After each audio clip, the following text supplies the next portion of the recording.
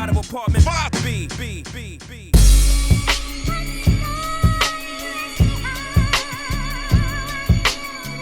You're now tuned into the Apartment 5B podcast, where we chop it up about hip-hop, R&B, sports, love and life. Hosted by Kill.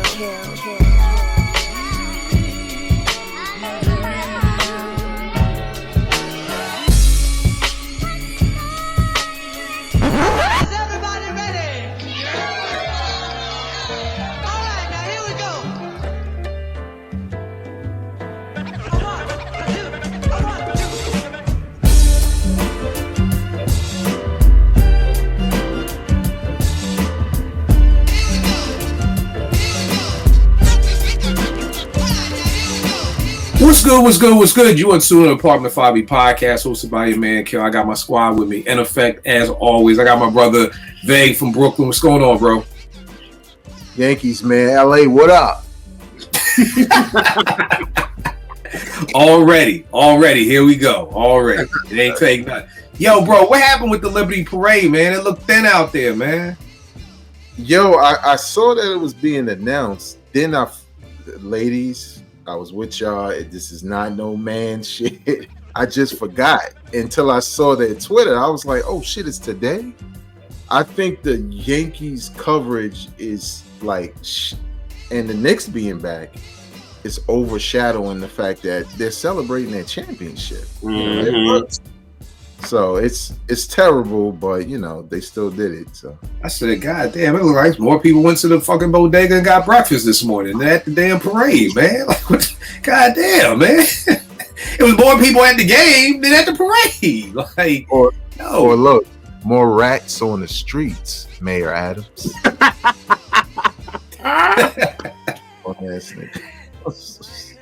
And also out the planet of Brooklyn, we got JR. What's going on? The R&B gurus, youngest in charge, all that good stuff. What's going on? Feel good to be back. Been gone for a minute, but back again. You out here traveling the world, man. I feel you. All right, let's jump right into it. I want to just make a thesis statement with this episode. I'm in no way trying to be disrespectful to any of these artists I'm about to talk about. This is an honest conversation. We got to get past this. We on the internet. I feel like everybody, we don't want to say shit because it's public and, all these things, and we just can't have a regular conversation. I don't want that here. I want this to be a safe space. I'll take all the heat for this episode, but it's nothing disrespectful. But today I want to talk about the retirement plan. What does the retirement plan look like? I'm 50. I'm like, I need to really get a set retire. Like, what's my, after all this great stuff with the kids, my retirement plan is more so like I just want to do seminars. I've been working with kids for 25 years. I've got a lot of wealth of knowledge. I go to these conferences and I'm like, yo, I'll be in the audience and I'm like, yeah, this ain't it. Yeah, I need to be teaching this. So that's kind of like my retirement plan. So we're going to be talking about that for MCs, singers, or whatever. Now, this is what brought about this topic. I'm on YouTube and I see a new Mary song. And I go to it. I press play and I listen and I'm like, yeah, Mary, I'm about done. You can stop. You can stop. And the first person I hit was JR, like, yo, is that wrong? Is that wrong for me to feel that way? Like, yo, this person should stop because I don't think their stuff is that dope anymore. And I had to get JR in this episode because he was the one who came up with this idea and planted the seed years ago with me. Sometimes we don't need another album. We just need you to tour. That's all we need. Everybody's called me, Kill, I went to the Stevie Wonder tour, you missed it, blah, blah, blah, blah. We don't need a new Stevie Wonder album. I don't know, JR, what was the last album? Jungle Fever? No, A Time to Love, and that was in 2005. 2005. Was it good? Yeah, it was good. Okay. It was good. It was good, but Stevie was like, that's it. That's it. Right. And even with me, I'm always under the impression that if it's dope enough, there's not a day on Twitter somebody's not trying to school me to something. So I feel like if it was really, really dope, somehow, some way, it would have got back to me that this, Stevie just dropped another classic. Because that's what we want from Stevie. We want, to me, anything less is just, it's not reasonable from Stevie.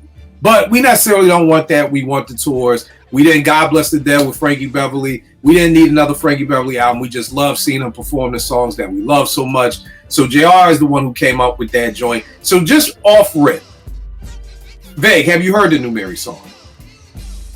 I have. Yeah, I think there's two of them. But there's one with Fab, and then there's another one too, where she's like walking down the street.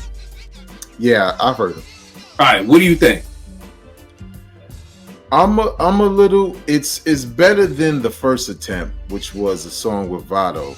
I wasn't feeling that at all. Like, okay, this is just okay because I don't know. It doesn't do it. It doesn't give me hype for the album. It kind of feels like a song that could have came out years ago. You know, so I don't even know what to think. I'm just like cautiously optimistic, basically, at this point. All right. And what about you, JR? For people watching, man, I know Mary is JR's favorite artist. My Life is greatest album of all time. What are your thoughts on these new Mary joints? I'm not excited. And this is not the first time that I haven't been excited about singles from Mary.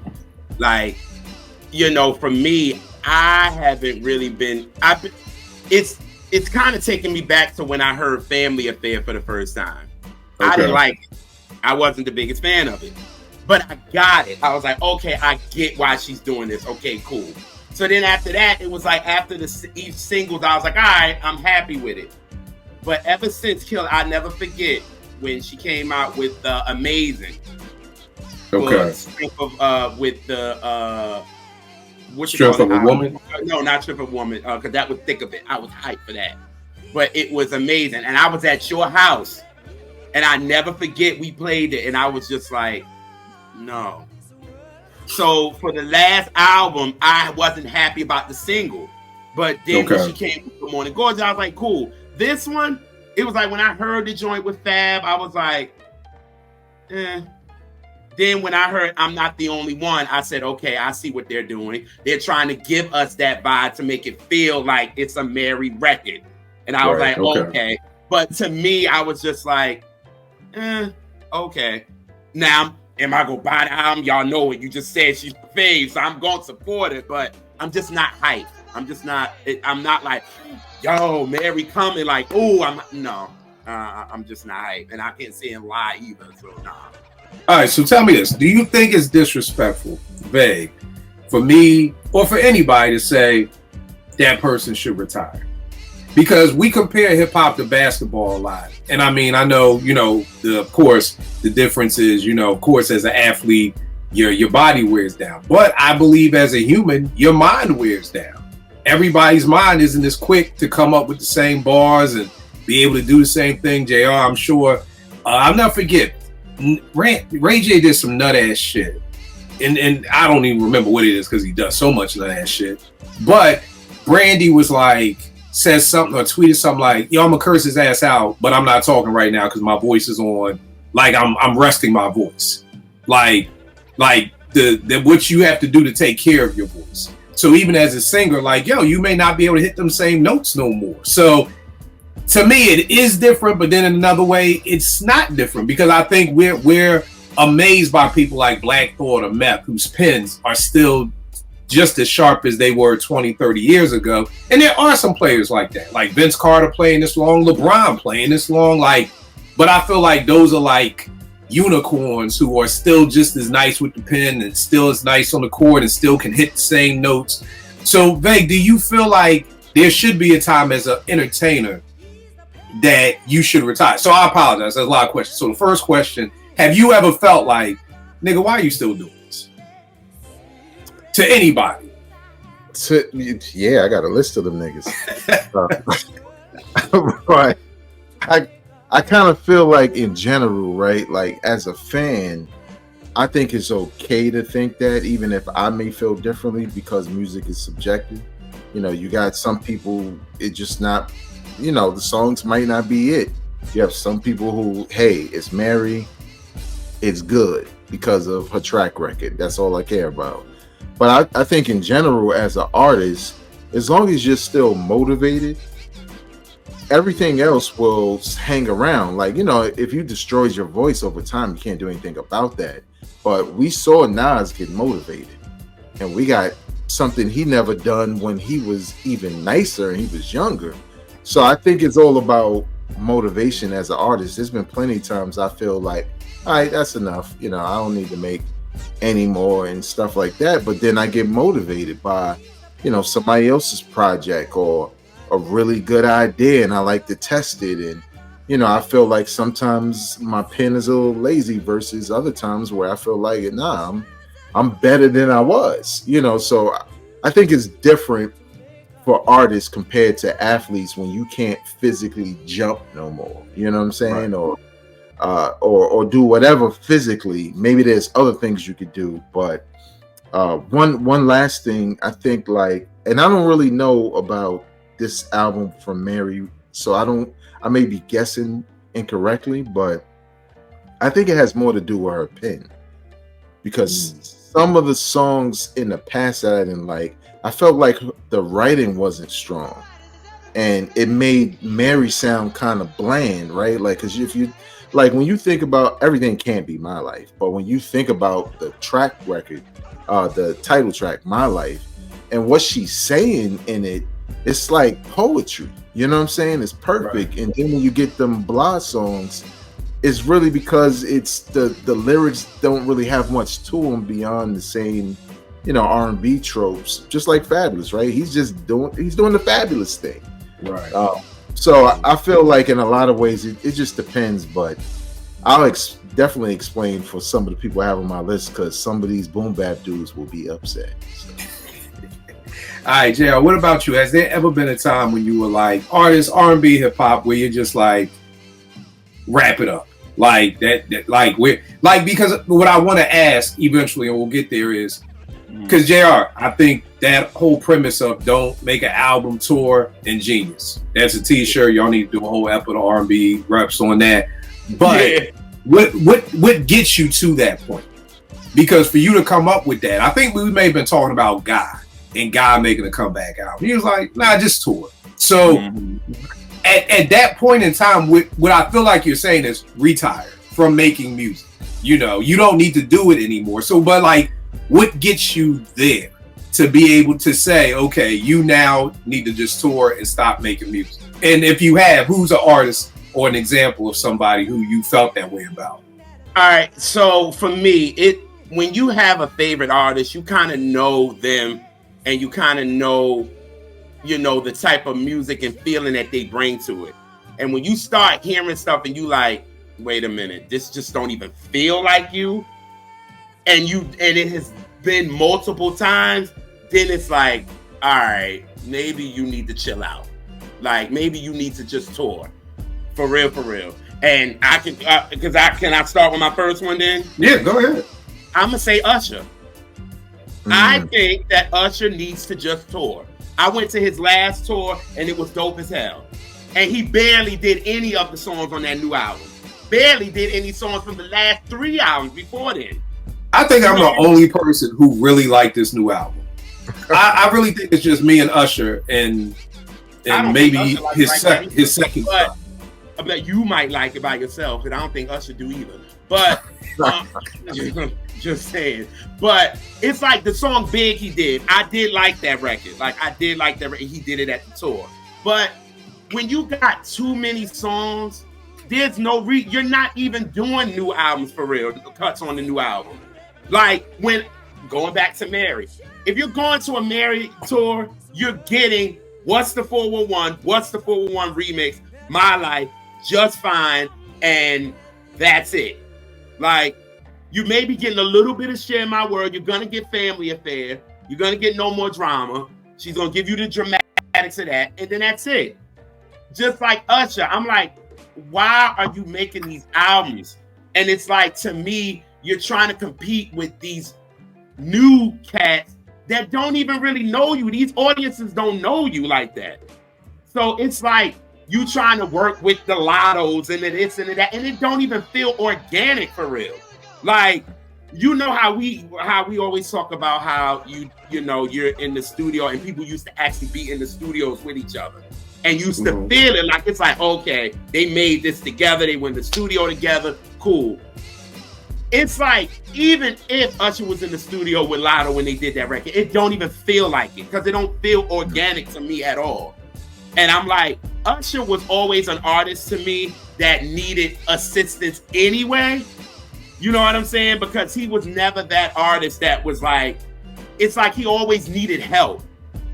Always. He was never that artist that was like, I want to do this and I want it like this.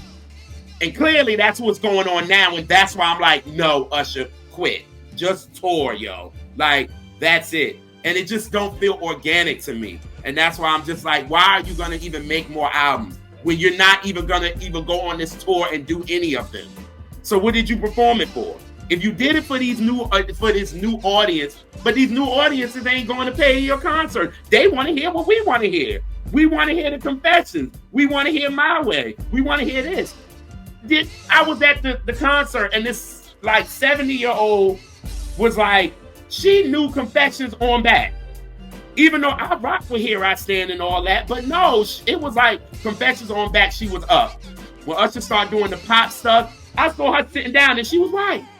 So I'm like, Usher, hello. Like, no. She was singing nice and slow and freaking, that's what it's made for. This 70-year-old lady, like, I'm like, it bugged me out. But I'm like, again, she was like, I'm a big Usher fan. But when it came to these new Usher records, she wasn't here for it. So I'm like, right.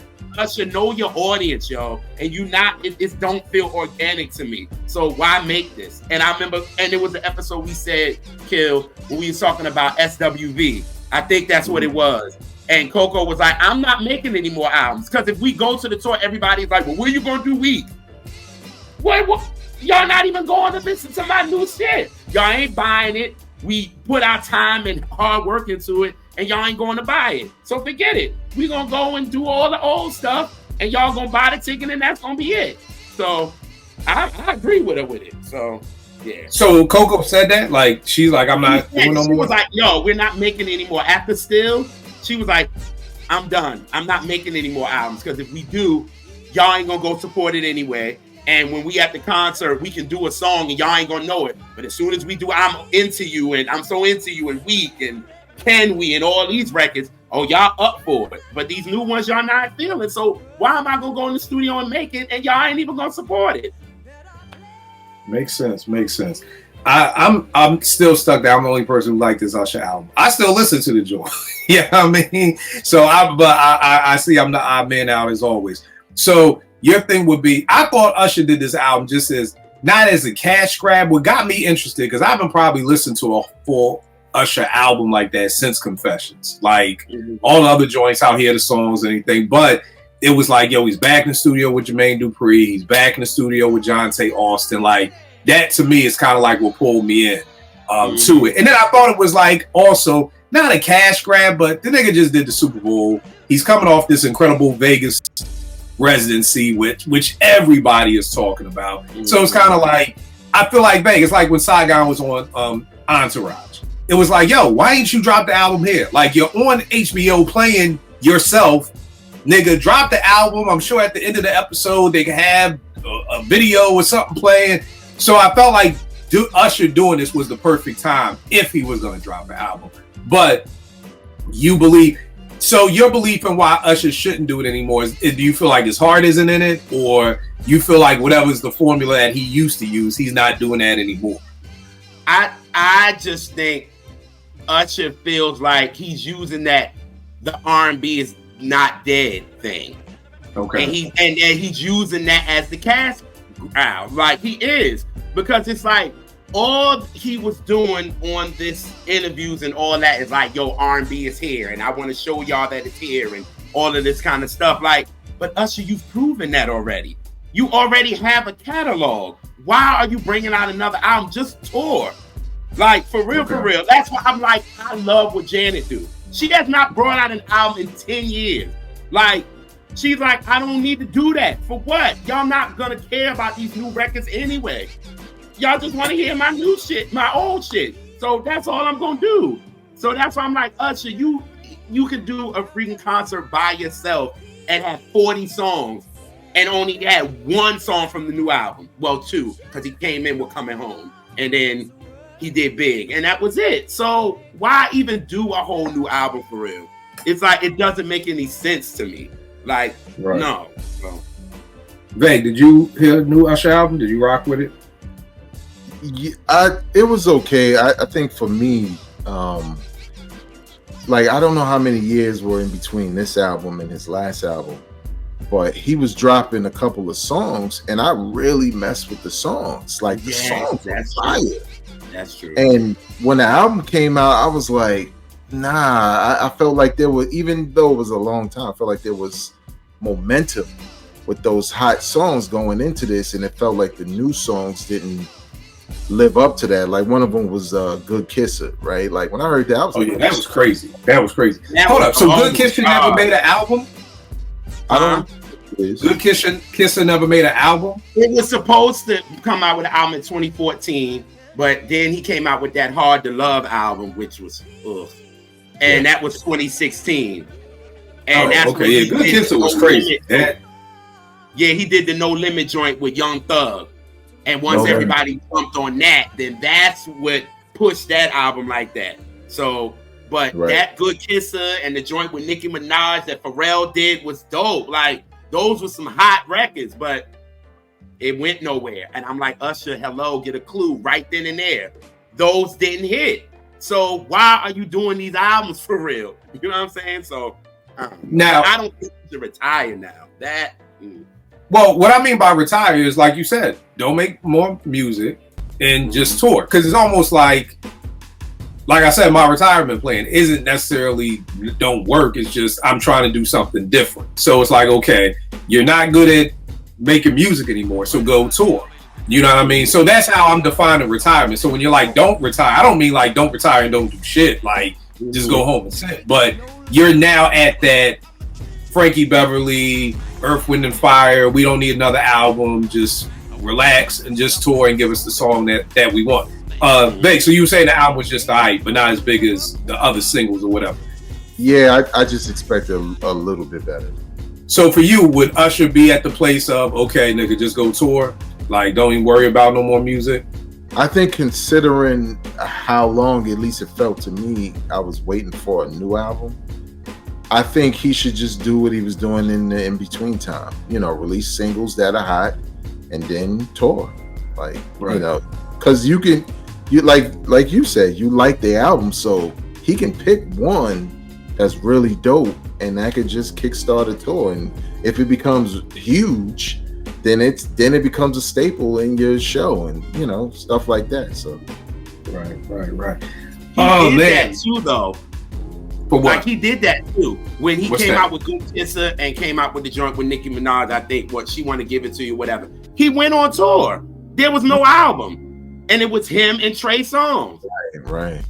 They went on tour. It was no album he came out with. He called it the Usher tour, and it was just him and Trey, and that's it.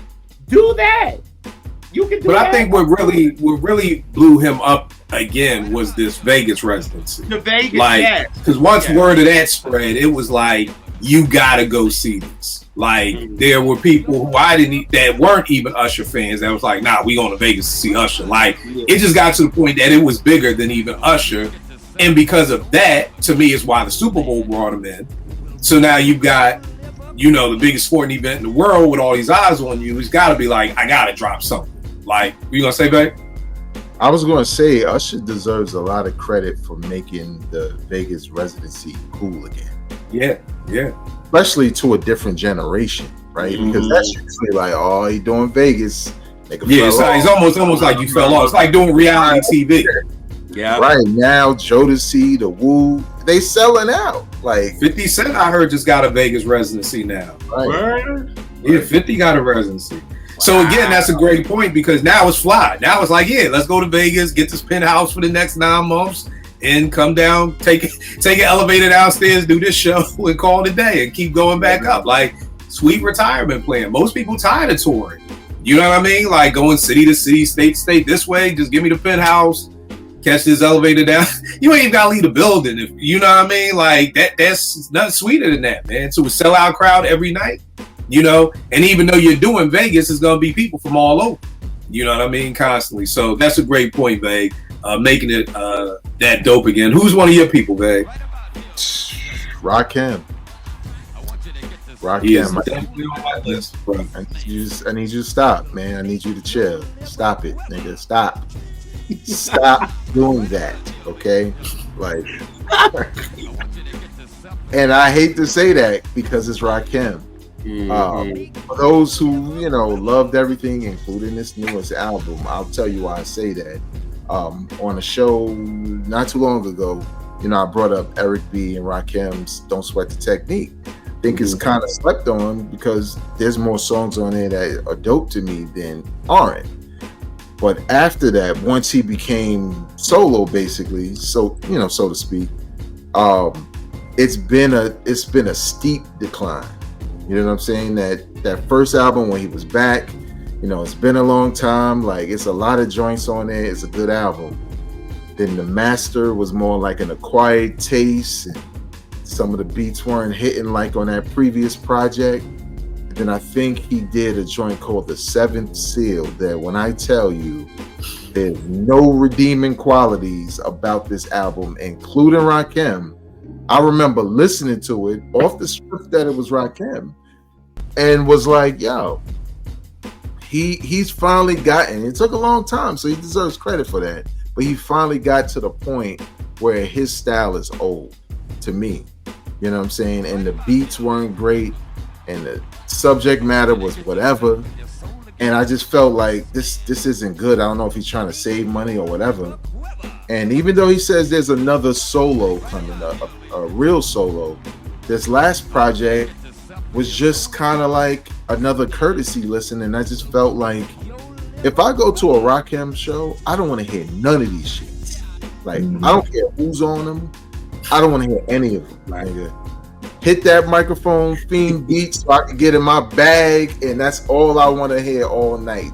That shit, get all of it. And I think it would do him some justice. You know what I'm saying? To just focus on that. Like, if you like, don't get me wrong. If Rakim goes in with a producer and that shit is just fire, like we said, well, Usher, put that out. But when you do these whole albums and everybody like, the God is back, and I press play and I'm like, which one is the God?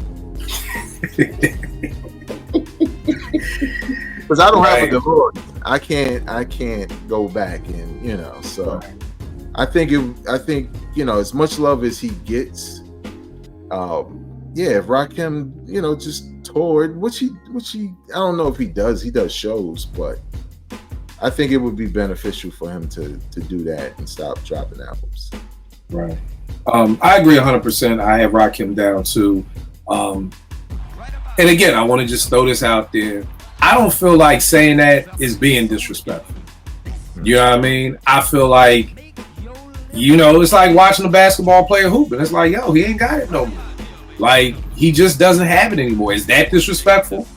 You know what I mean? When we've all seen a player who's just like, nah, it ain't John Stockton. You ain't got it no more, bro. Like, you always been slow, but now you really slow. Like, you can't even get past a defender. Or, great example is Iverson.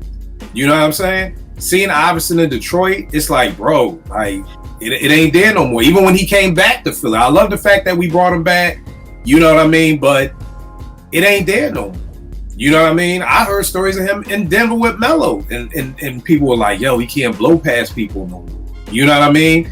And because Iverson didn't want to work on other parts of his game, you know, it just is what it is. But was it disrespectful for niggas in Philly to be like, nah, we good? Like, nah. I don't think that's disrespectful. I think it's just looking at somebody and saying what you were great at, you're not great at that anymore. Now, somebody out there is gonna be saying, well, Kill, who are you to tell somebody they shouldn't do something anymore? I totally wholeheartedly agree, which is why I'm asking, is it really disrespectful? You know, and again, if it's not disrespectful to tell an athlete that, then why is it disrespectful to tell an MC who's not giving us the same level of music that we're used to retire? So that's all I'm saying is that, you know, in another year or two, if LeBron retires, if somebody says Bron's time to hang it up, I mean, I really don't think outside of the Bron stands that people are going to try to burn their timeline down. Like, how dare you? He's the GOAT. And if he wants to play until he's 85, you let him. He's deserved that. We don't do that. So again, if and here's the thing. Nobody can tell me that Rakim is spitting to the level of what we respect him for. To me, you can't say that. And what happened with this last album, it was kind of frustrating because a lot of people on my timeline were either a part of the album, they somehow had something to do with the album. So it was like, yo, this new Rakim album. And I'm like, bro, I get it. I get it. Like, I get it. I get it. You're on the album. So you have to say that. But come on, bro. Like, DM me on the low. Like, come on. Like, we're not. And here's the thing. The album came and went. Like, faster than what I even thought it would come and go. Like, everybody was waiting for it. And then it was like, oh my God, he does all the beats. And I'm like, come on, y'all. Like, stop. Like, let's stop. Is that a lot to actually put on an artist, though? I'm thinking, because I mean, I'm agreeing with you, but it's like, once you do get older, don't things kind of change? So you're not going to be able to rhyme or sing the way you used to. So you kind of got to adapt to it. Here's a great question, and I would ask Vague that from an MC. I would say from a fan standpoint is, then to me, I don't. It's why I have a lot of friends, and I have to take this back to sports, who don't play ball anymore because they were just like, I'm not able to do what I used to be able to do on the court. I used to cook niggas. Now I'm out here getting cooked. You know what I'm saying? So nobody told them they had to retire. And again, keep in mind, the difference in this is you ain't getting paid playing at the Y. You know, this is still a way for Rakim and other artists to make money. But for them, they stepped away because they said, I can't do the fun of playing, of hooping for me was embarrassing niggas, was dunking on niggas, was doing what I do, and I can't do it anymore. So I'm now going to step away from it myself. You know what I mean? And the sad part is some of these dudes are going through like a little midlife crisis right now. Like, well, I mean, ball was life. What do I do now? You know what I mean? Or whatever like that. So for me, I can look at Nas, and Nas may not be, to me, again, y'all know, and Vague may disagree, like, I'm not the lyrical miracle listener. You know, beats come first to me. To me, I can't really sit here and tell you Nas lost his step in my eyes. You know what I mean? Because he sounds good. That's all I want you to do. I don't need you to spit as good as you did on Illmatic. I just need you to sound good.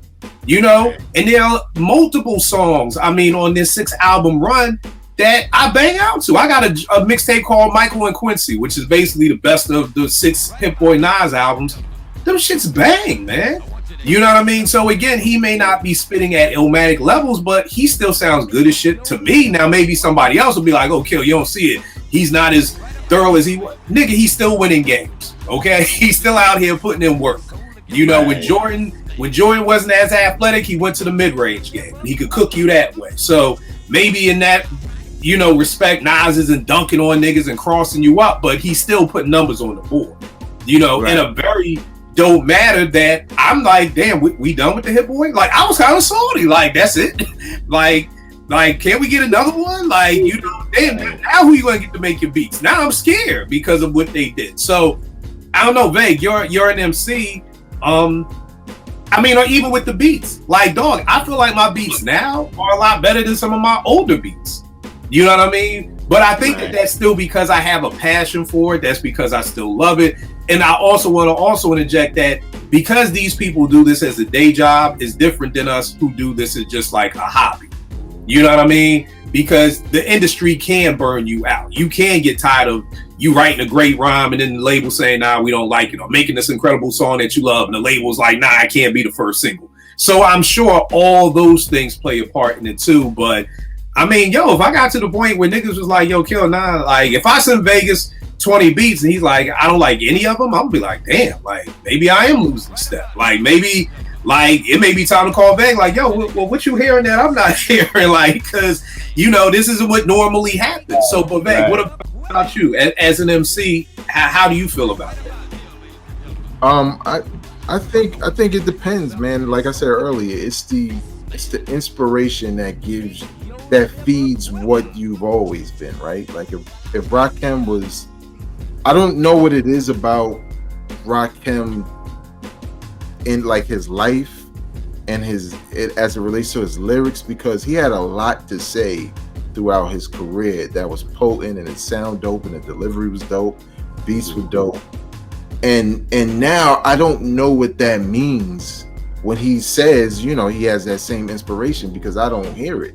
Whereas with Nas, you could hear it because he had a point where he like Rakim would say, he lived life, right? But he lived life outside of his normal confines. Whereas I feel like Rakim feels like he just goes and does the same thing he did maybe 30 years ago to live life, and it ain't hitting no more. You know what I'm saying? Like, he not in new spaces and shit. It's like, okay, I'm back around the boom bap, but I'm gonna just regurgitate what I've always done, same, you know, lyrics and patterns. And it's not like he's completely whack. It's just that it's not hitting. Prime example of his peers still sounding good.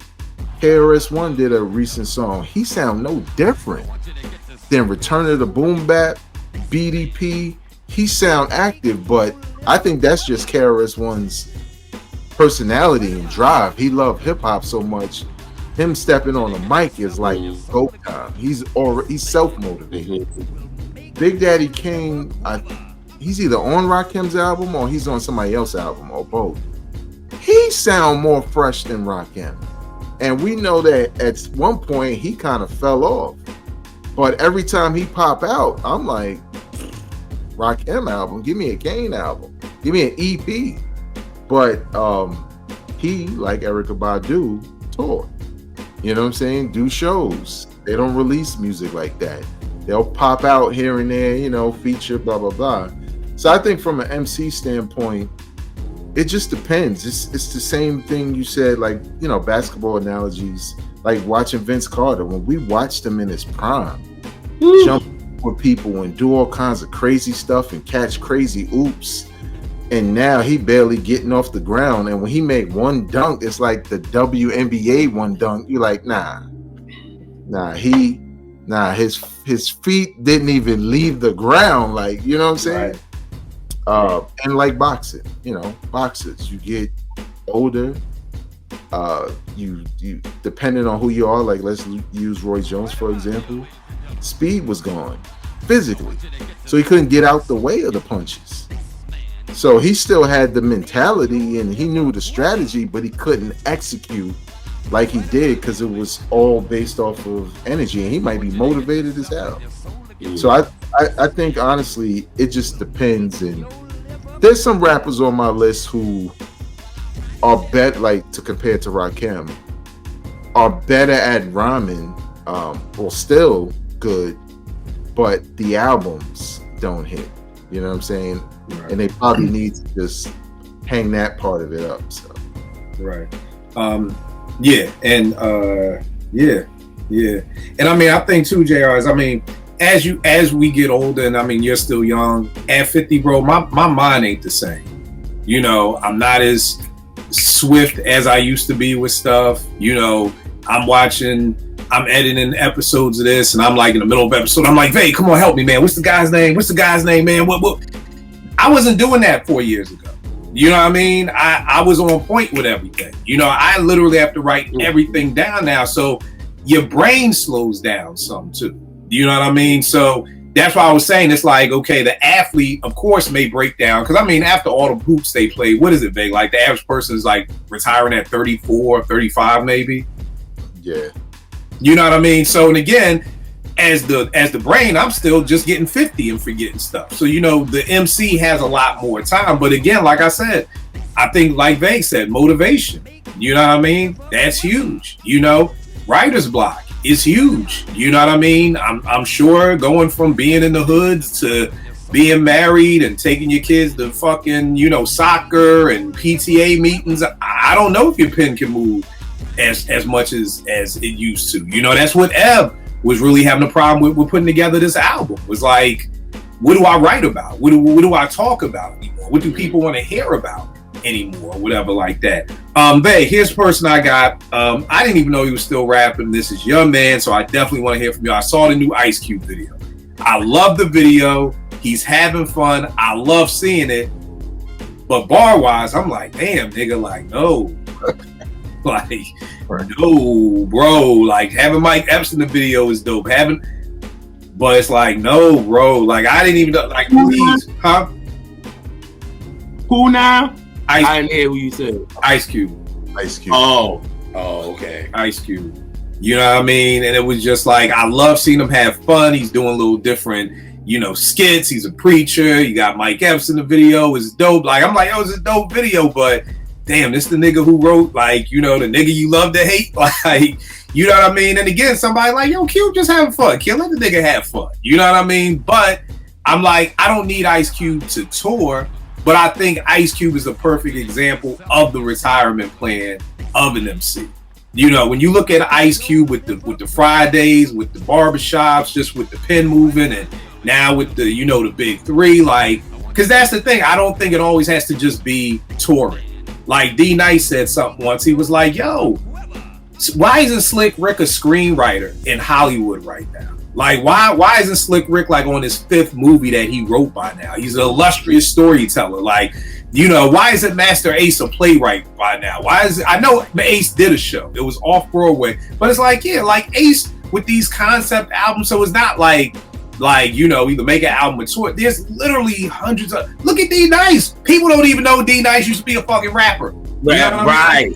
And before he was the DJ, he was a photographer. He was an ill photographer, and he just kept plugging away at something until something stuck. So it doesn't always have to be tour or bust. It can be different things. So, I think Cube is the perfect example. Or maybe he did just want to say, hey man, I just want to come out and rap. I remember, I think it was Will Smith, and he was saying like his kids had told him like, Dad, stop rapping. Like, it's a rap for you. Like, that may be a hint and a half when your children say stop. You know what I mean? But Vay, what do you think of this new Cube joint, man? I don't like it. I love the video. Yeah, the video is crazy. The video is dope. Video just makes me smile, but I hate the song.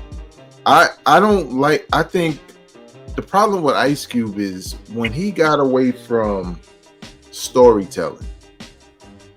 That's when I was kind of like, I don't know if I like him, because he was never really just say anything, shoot from the hip kind of rapper. Right. He always had some kind of story to tell, and it don't even have to be hood stories. You know what I'm saying? It could be whatever. He can revisit the gangster side of that, because all he did was tell stories. Right. Hold on a second. Yeah. JR, what you think about him? What do you think about the Cube? Have you heard the new joint? I haven't, but I do like the video though. Like, I do like the video. Like, it's dope. Because again, it's giving you what the new people know about Ice Cube. Right. Like you said, your teens know him from the Are You There Yet? Like right. That's what they know. So a lot of people know Ice Cube from the Next Friday and Friday After Next and all that. So having Mike Epps in the video brings them in. It's like, but do y'all know Ice Cube used to be one of the illest MCs? Like, do y'all know, you know what I'm saying? But right. The video I do like, with the song, I'm like, right. Okay. Right. And Veg, let me ask you this, because as an MC, maybe you could explain it. I'm just like, I'm listening to the lyrics and I'm like, but I haven't really thought Cube has been on point. I want to say Cube was on the documentary 2 Games album. He was on Compton. And even on those verses, like, I wasn't impressed. I wasn't like, ooh, okay, Cube, you back. So it's not just this song. I haven't felt like Cube has kind of been on point with the pen for a while, and it may come back to, like you said, because motivation means a lot. Like, me and Eb talk about that a lot, like how much your surrounding plays for you. You know what I mean? Iron, shout out to my man DJ Iron. He would always talk about, he's like, yo man, Pete's beats sound so lovely to him, because he's from Mount Vernon. It's the suburbs. You know what I mean? It's like, but then you listen to Premier, his beats sound so Brooklyn, because it's like in the project. So it's like where you're at may play that part in it. So I don't know, man. I just, I saw that and I was like, dope video, but Q, retired. Like, call it a day, bro.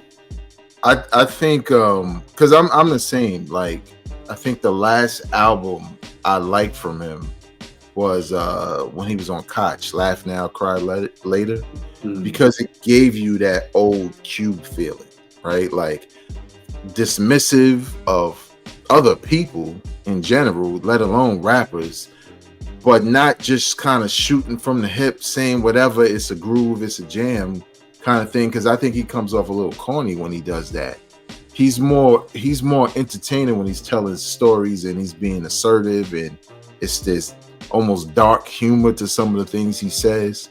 You know what I'm saying? And he just doesn't really do that much now. And like you said, he already has his retirement plan, so right, it might have just been like, you know, hey, whatever, I just want to make music and I don't care what it is. So right. JR, do you have anybody on your list? Because I know you said you really didn't name people, we're just talking, but do you have anybody? Well, I mean, we started off with the one that I was going to wait for the end, but I got one. I'd say Chris Brown. Now, I don't know anything about Chris, so you guys school me on this. I feel like, to me, you can tell that Chris Brown is just doing these long albums for streaming. It ain't even about the music no more. Because why are you having 39 songs on one album? Like, it's ridiculous. Like, I'm sorry, he had 39 songs? I'm not even lying to you. Like, that Heartbreak Over the Moon. No skits, like 39 songs. Then had the nerve to do a deluxe. Like, for real? What's the deluxe? 62? What else is left? Word. So for me, I'm like, now you're not even doing it for the art of it. You're doing it for the dollar now, because now you're doing it for streaming stuff, and it's like now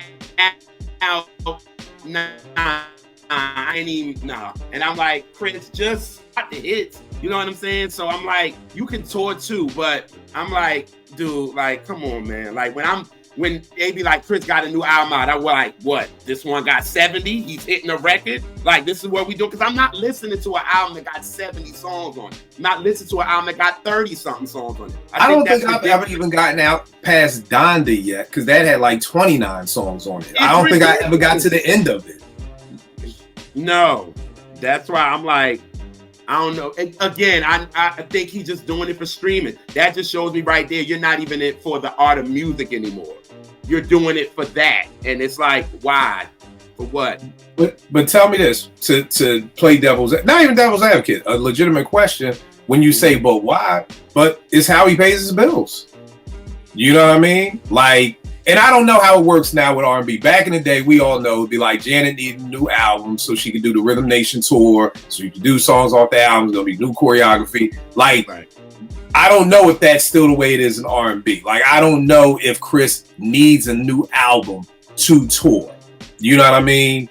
Like, not at this point. Not at this point, no. Okay. Like, what are you doing albums for? Like, a lot of these artists that I feel like are doing music they acting like it's like the 90s when you can't really promote music like you were back then.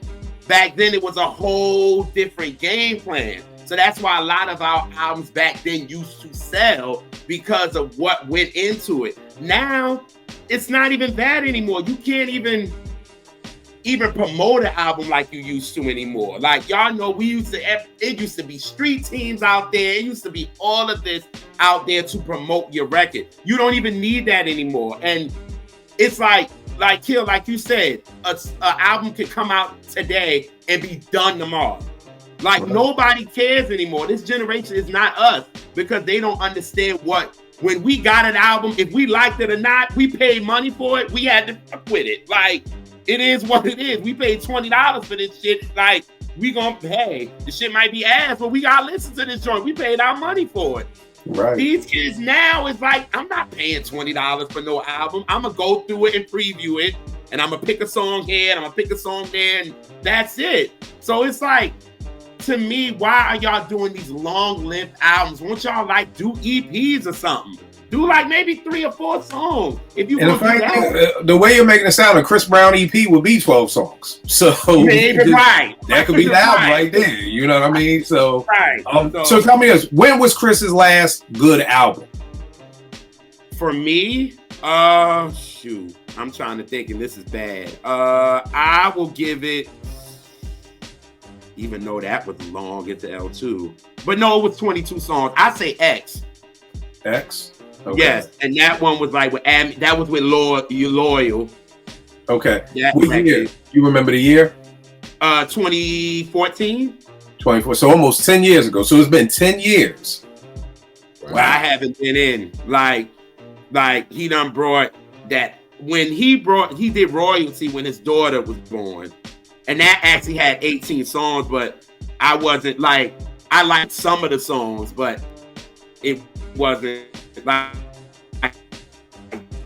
that was the joint like Back to Sleep. And after that, when he did that Heartbreak Over the Moon bullshit, and that shit had like mad songs on it, I was like 45 songs. Okay, so these long ass albums is just Chris Brown's MO. No, these long ass albums is just his MO.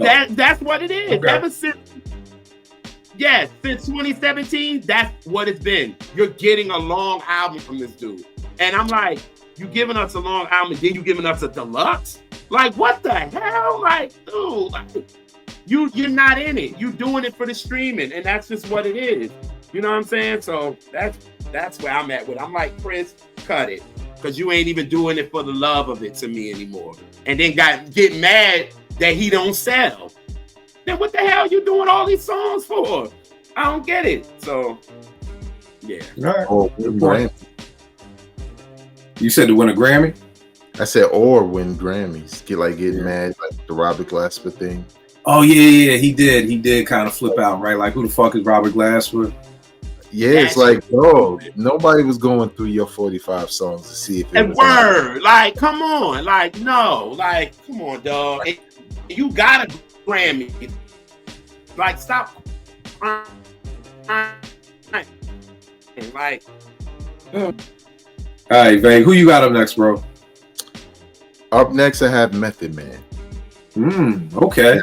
I know the online Boobapians will say, yo, you ain't hear how crazy he killing every feature? He's killing every feature. Well, what was his last album? Meth Lab 3. How many? I didn't see nothing about that album in the same way I see things about him being featured. And don't get me wrong, like, he is on a streak with the features that's spanning like damn near 3 years at this point. But when it comes to the albums, and I did on my channel, Hip Hop Now Podcast, I did a tier list of Redman albums and Method Man albums, just ranking. And I kill one weekend, I literally listened to all of it. And I ain't never, like, I wanted to hit skip so many times, like, right. Now I gotta listen. Give it a minute and then skip. And it was just so many, like, don't get me wrong, there's some newer albums that are better than previous albums, but he's missed so many times. Like, I thought Meth Lab 3 was gonna be it, because I'm like, yo, he's rejuvenated. He just did this lemon squeeze joint. Like, yeah, that shit with Conway was crazy. This album gotta be crazy, and it wasn't bad, but it just felt like he just can't. He's never gonna make a classic. He don't have any. He has plenty of albums. He has plenty of good albums, but I feel like do the features, go on tour with Redman, go on tour with the Wu.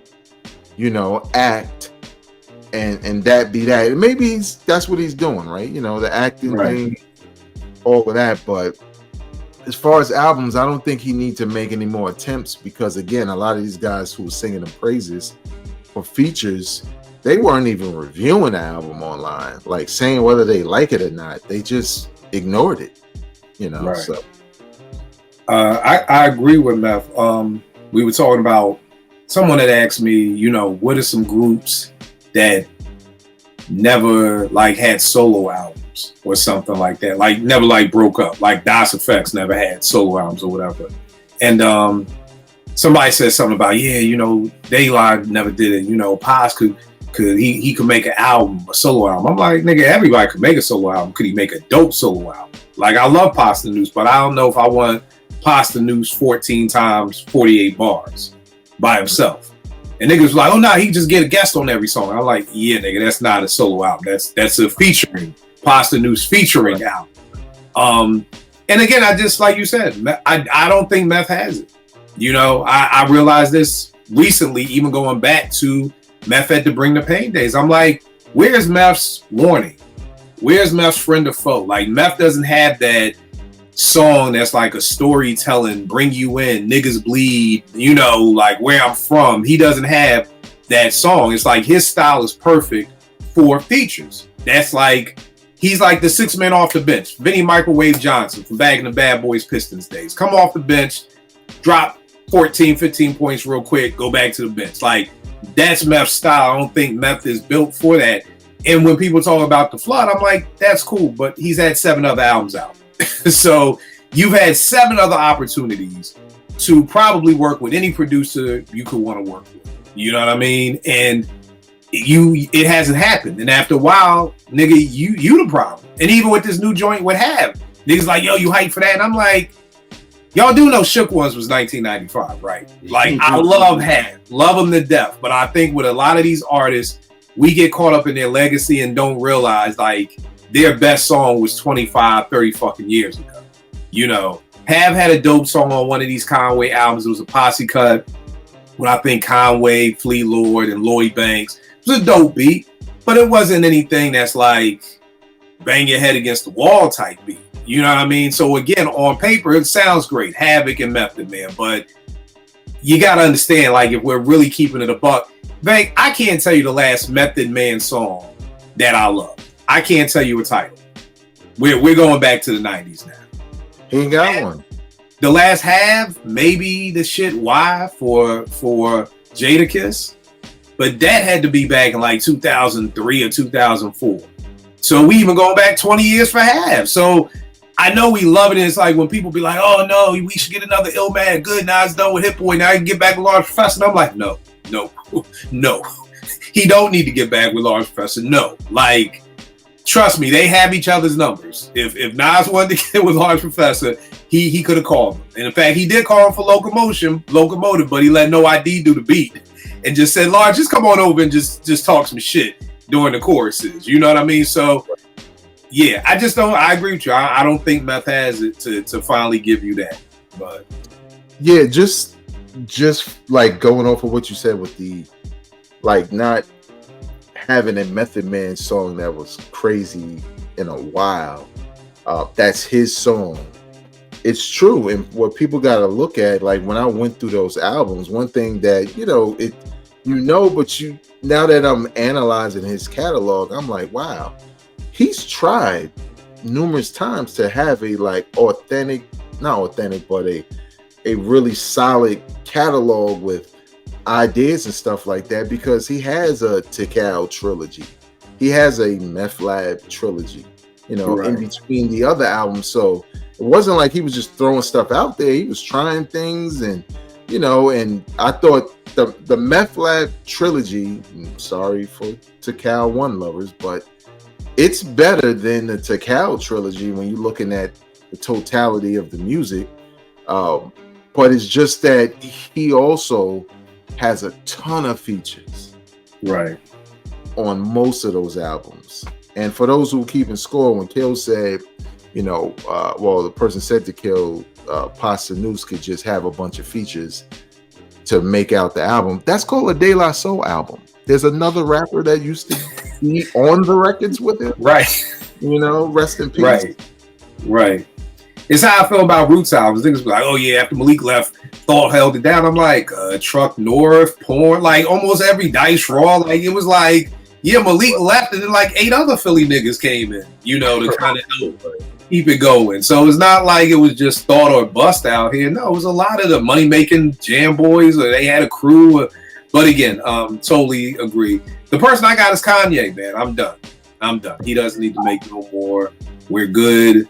Yeah, I don't know what the retirement plan is. Don't make no more of them alien sneakers. Don't make no more boots. I don't know what Ye can do at this point. You know what I mean? But just I think we all have to finally get to that point because I know we're all waiting. We're just waiting for the old Kanye. You know, we're still waiting for late registration again. Or is he coming? Is he? I don't think so, yo. I think the train has left the station and it's not coming back. You know, and I'm one of the few people who like Pablo and Ado. I'm one of the few people who do like the albums that nobody else likes. And I'm even like, yeah, it's not. He's not coming back. We're not getting the ASR 10, MPC, Kanye West. It's been 20 years since the You Don't Know My Name and the Brandy and the Keisha Cole run. Like, it was a great run. Ye had an amazing run, but it's over. You know what I mean? I just don't think he has anymore. So and again, I don't know what he can do. I don't know if he can tour because I don't know if he's in the right frame of mind to give us the songs that we actually want.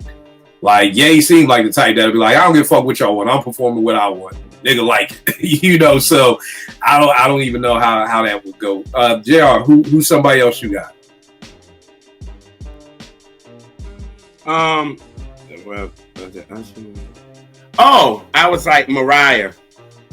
And I think she realizes she's gonna stop. Like, because she came out with that Caution album in 2018 and it came and went just like that other one she came out in 2014, Santus, whatever the shit was. But it was like at the end of the day, yeah, just stop. Like, I don't even want her to tour no more, to be honest with you. I think Mariah needs to chill and start writing for other people because she's a great songwriter.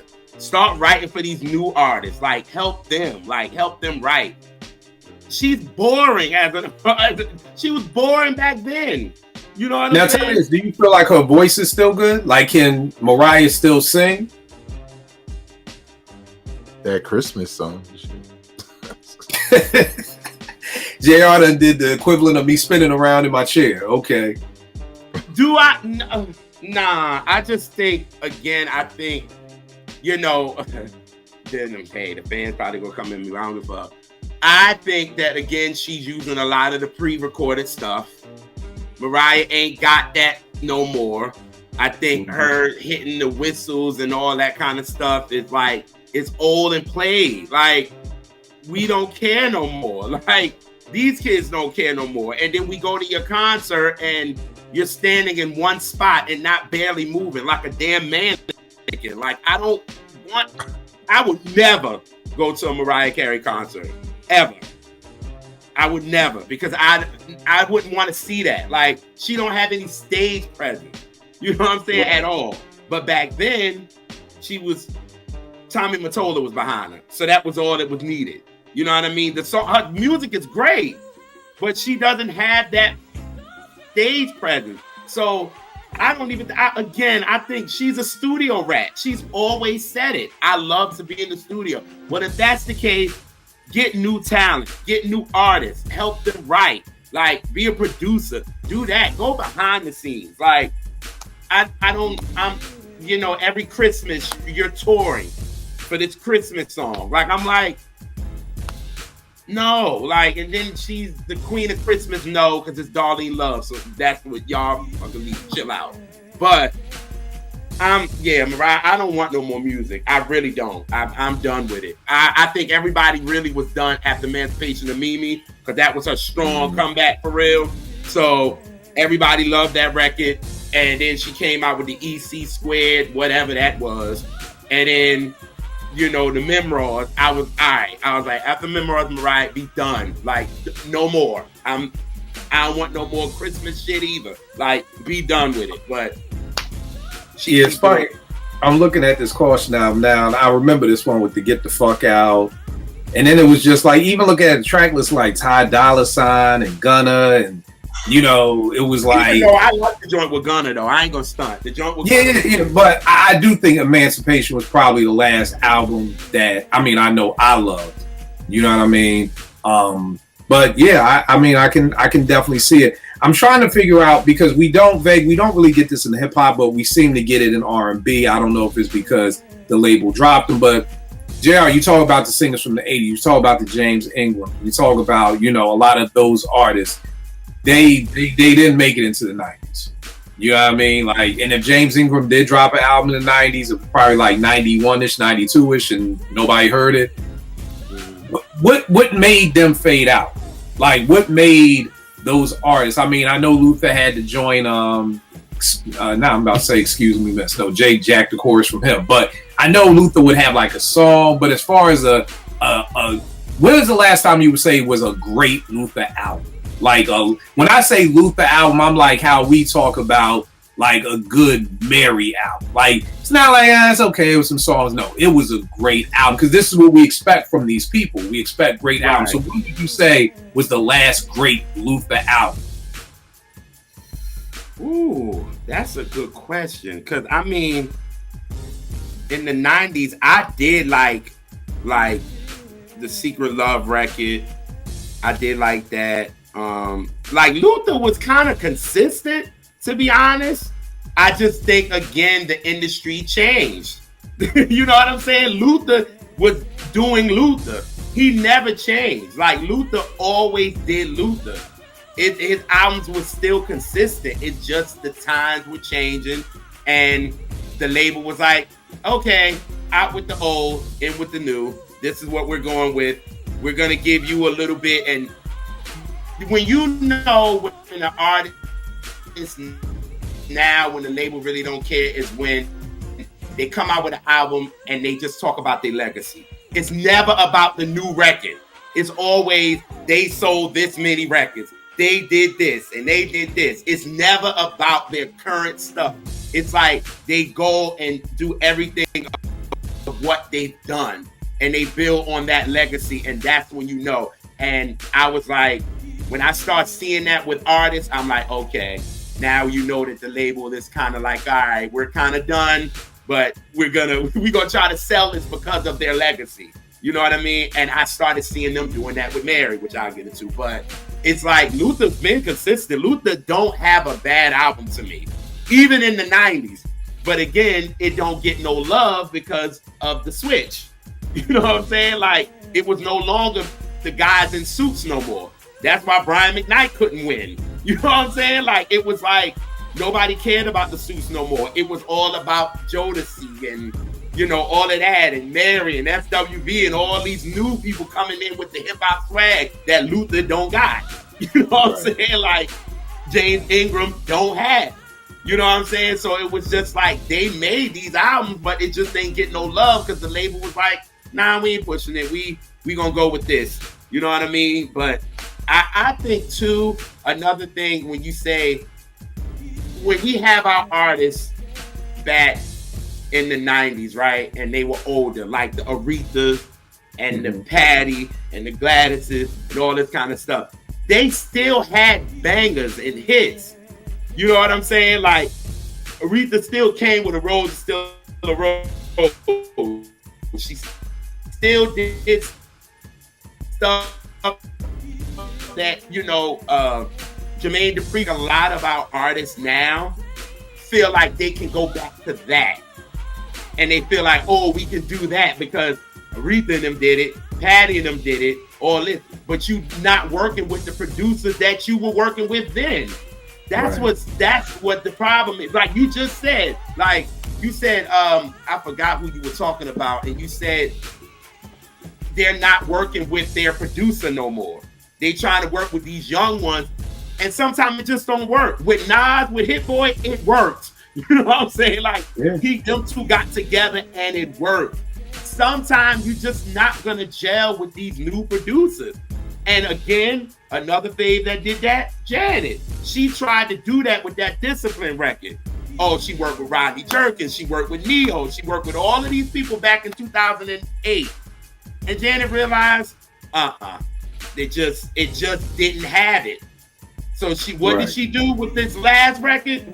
Back in 2015, she went back to Jam and Lewis, and it felt like a Jam Lewis Janet collab. You know what I mean? So it's just, I just wish that these artists, like, hey, if you're not gonna work with the ones that you can really be the artist that you supposed to be, then why do it? You know what I mean? Like Usher, like you said, Kill, you was excited because Usher went back with Brian Michael Cox. And the thing wasn't, see, I thought it was going to be the whole album. See, that was the thing that pulled me in. Right. So that's the thing that at least got me to listen, because I'm like, oh, okay, he's getting back with Jermaine Dupri. And again, just like in hip hop, it's like, oh, Ray getting back with RZA. This may be Cuban Links. You know, this may be, you know what I mean? So I'm thinking, oh, this may be Confessions Part 2, B. Cox. You got John Tay with the pen. But then you read the credits, and it's only like, I think Jermaine only did 3 or 4. And John Tay, I think, only wrote like 2. You know what I mean? So, Beg, what you going to say, man? I was going to say, what did y'all think about Luther's, what I think was his last album, where he had the duet with Beyonce and Dance with My Father? That was his last album, right? Yeah, Dance with My Father was the last one, yeah. Early. I didn't hear it. Oh, you talking about The Closer I Get to You? Yeah, like it was like, I think it was like a green background or whatever. Yeah, you talking about Dance with My Father. That was the last album I hate. I think the Dance with My Father album is dope, but I hated that freaking duet with them two. It didn't sound right at all. And I'm sorry. Closer I Get to You, I can't stand that. I don't care. Y'all Beyonce Beehive can go eat much honey if you want to. I don't give a damn. That duet, they could have had that. No. All right. Did you like it, Vay? No. Nah, I'm old school when it comes to Luther. I want to hear all the old shit. Like, I think I tapped out of Luther albums probably the I Fell Asleep Late Last Night, Gregory Hines, that joint, that album, the Give Me the Reason album. Serious? I don't think I listened. The night that I fell in love. No. That's Give Me the Reason. Yeah. Yep. That's Give Me the Reason. There? Wow. Because I think the sound changed, man. And like you said, it was like, again, keep in mind that man came out, I'm probably in the 6th grade, so we talking 1986. You know what I mean? I'm ear hustling what my dad is listening to. You know what I mean? So when I finally am now able to listen to what I want to listen to, you know, I'm not hearing Luther on the slow jams, Quiet Storm like that. I'm not hearing these newer Luther songs on the Quiet Storm and things like that. So it's kind of just like, okay, well, what am I hearing on the Quiet Storm? The new stuff, the Jodeci's, the all of that. You know what I mean? You know, probably last time I heard James Ingram was fucking Secret Garden with Quincy. You know, so you know, so again, but that's. I was just talking about that because I was trying to figure out, like, a lot of those artists seem to fall into that category of just tour. You know what I mean? During the 90s. Like, because again, if Luther would have went on tour, I would have loved to go because I know what he's going to do. You know what I mean? And it seems like at the end of the day, that's what, and I'm wondering is, I don't want to get too off topic, but when did tour stop being about the album? You know, like I said, we get the Rhythm Nation tour. We would get the Janet tour. We would get the Velvet Rope tour. So the tours were based off of a set album. And when did we lose that? And it's just like, oh, I'm going on tour.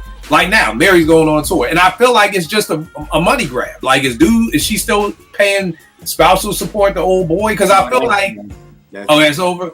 Because I'm watching the video and I'm like, Mary, do you want to be doing this video? Like, I don't feel like I really I really want to ask that question. Like, Mary, you seem like, you know, like, look up at the window. She like, oh, okay, look up at the window at the Glow Girl. Like, do you even want to be here? Like, I feel like it's just like, I got to pay the rent. I got to pay the mortgage type thing. Like, do you really want to go on this tour that you going on? Like, because when you coming from the Maxwell tour, and it was me, T, Naomi, and one of T's girlfriends and her daughter, and we're driving back, and she was like, Kill, you want to go to Mary tour? And I was like, the only Mary tour I want to go to is if she does like a Worcester 411 tour or a My Life tour, where she's gonna do that out. You can go to the tours now. but I mean, I want it where it's like, you know how they got it, because Bang, I thought this was ingenious. I forgot who started this, the Smoking Grooves or somebody, when it was like, no, Snoop is doing Doggy Style. That's it. And he's doing it in the order of the album. Like, he ain't doing nothing else. I would love that from her. I would love it if you told me that she was doing a My Life tour and she was going to do the entire album like that. I'm there. But there's just too many Mary hit and misses for me like you said, JR, a lot of the hits I didn't like.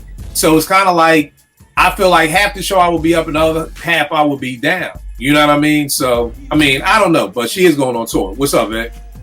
I was gonna say because like I don't do many shows, really not at all, unless like lately it's really been people who I'm a diehard fan of, like Right. Earth, Wind and Fire. Like I had to be there for that because I had never seen them. Maurice was already gone, and it was fantastic. And when D'Angelo came out, I was like, Right. nah, I don't know when a new album coming out. I ain't seen him.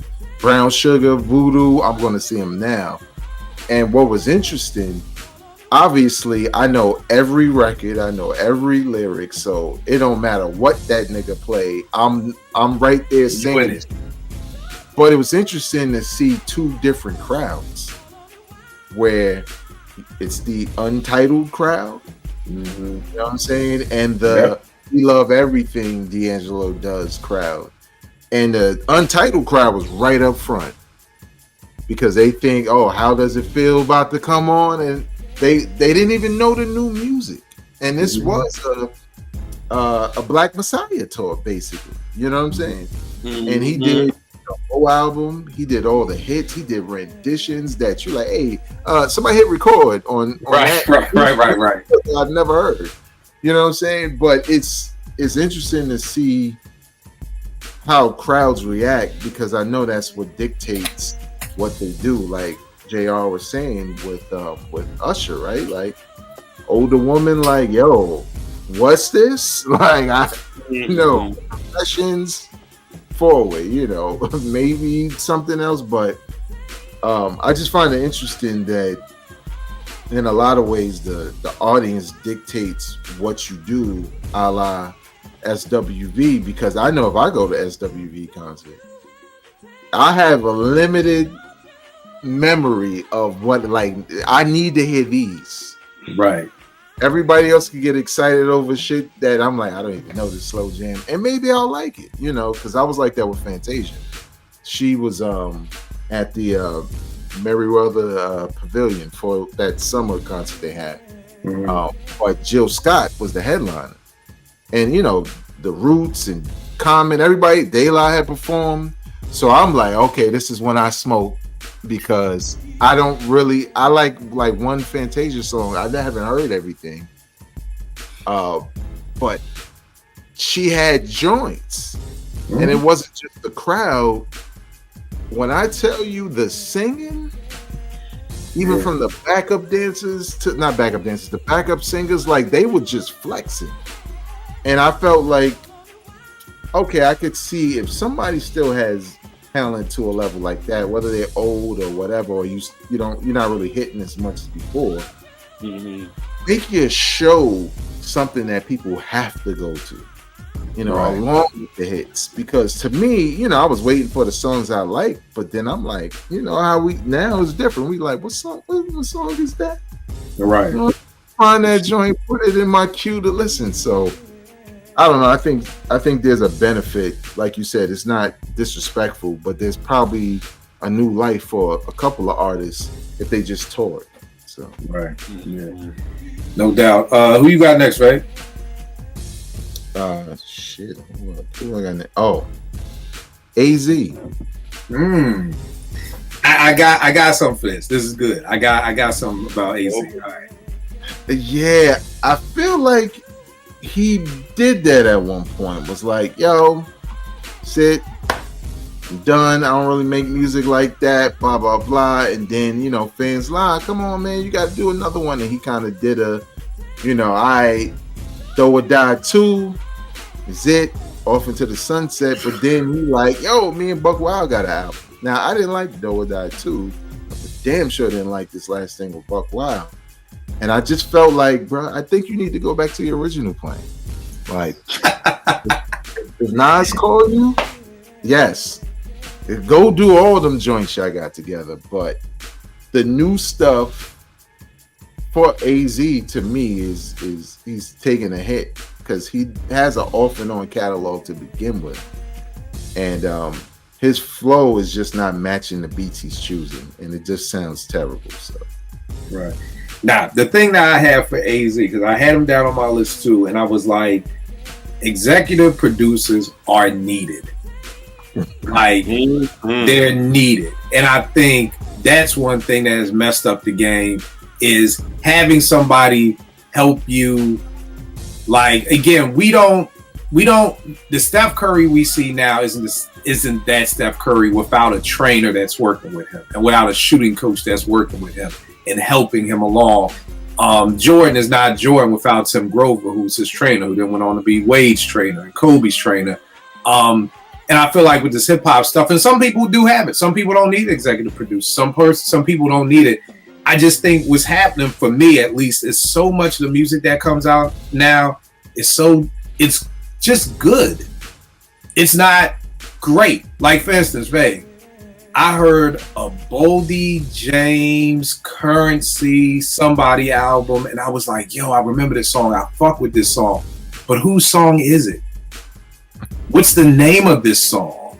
Like, I'm just totally lost. Like, nobody had to be like, yo, what's the name of that song? And people like Yellowback Niggas, something about being shook. It's Shook Ones. Like, it wasn't like, oh, what's the name of that J. Rue song with the water drop? It's Come Clean. Like, nigga, I can name you. Somebody was asking me that about, well, Kill, why isn't Alchemist in your top 10? I say, he probably did. I think I said that on the episode, or he's right there at the cusp.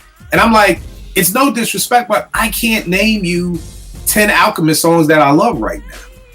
You know, the only song that I know is Rubber Bands and Weights, and that's because it actually had a fucking chorus. You know what I mean? Like, I love the stuff he does for West Side Gun. I can't name them shits. I don't know the name of them songs.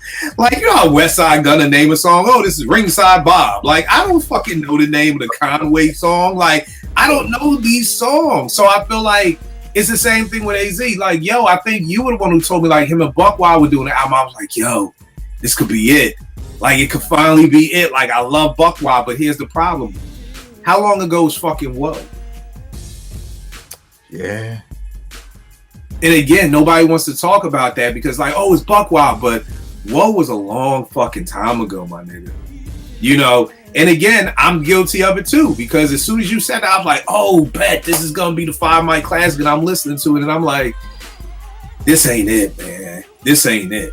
You know what I'm saying? And I'm always just sitting home as a producer like, yo, what the fuck? How I be sending y'all niggas beats and this is what y'all pick? Like, what the fuck? Like, I'm lost. Like, maybe it is the name. You know, maybe it's just the Buckwild is what. But it's like, again, fucking Life's a Bitch and fucking Sugar Hill is a long fucking time ago, man.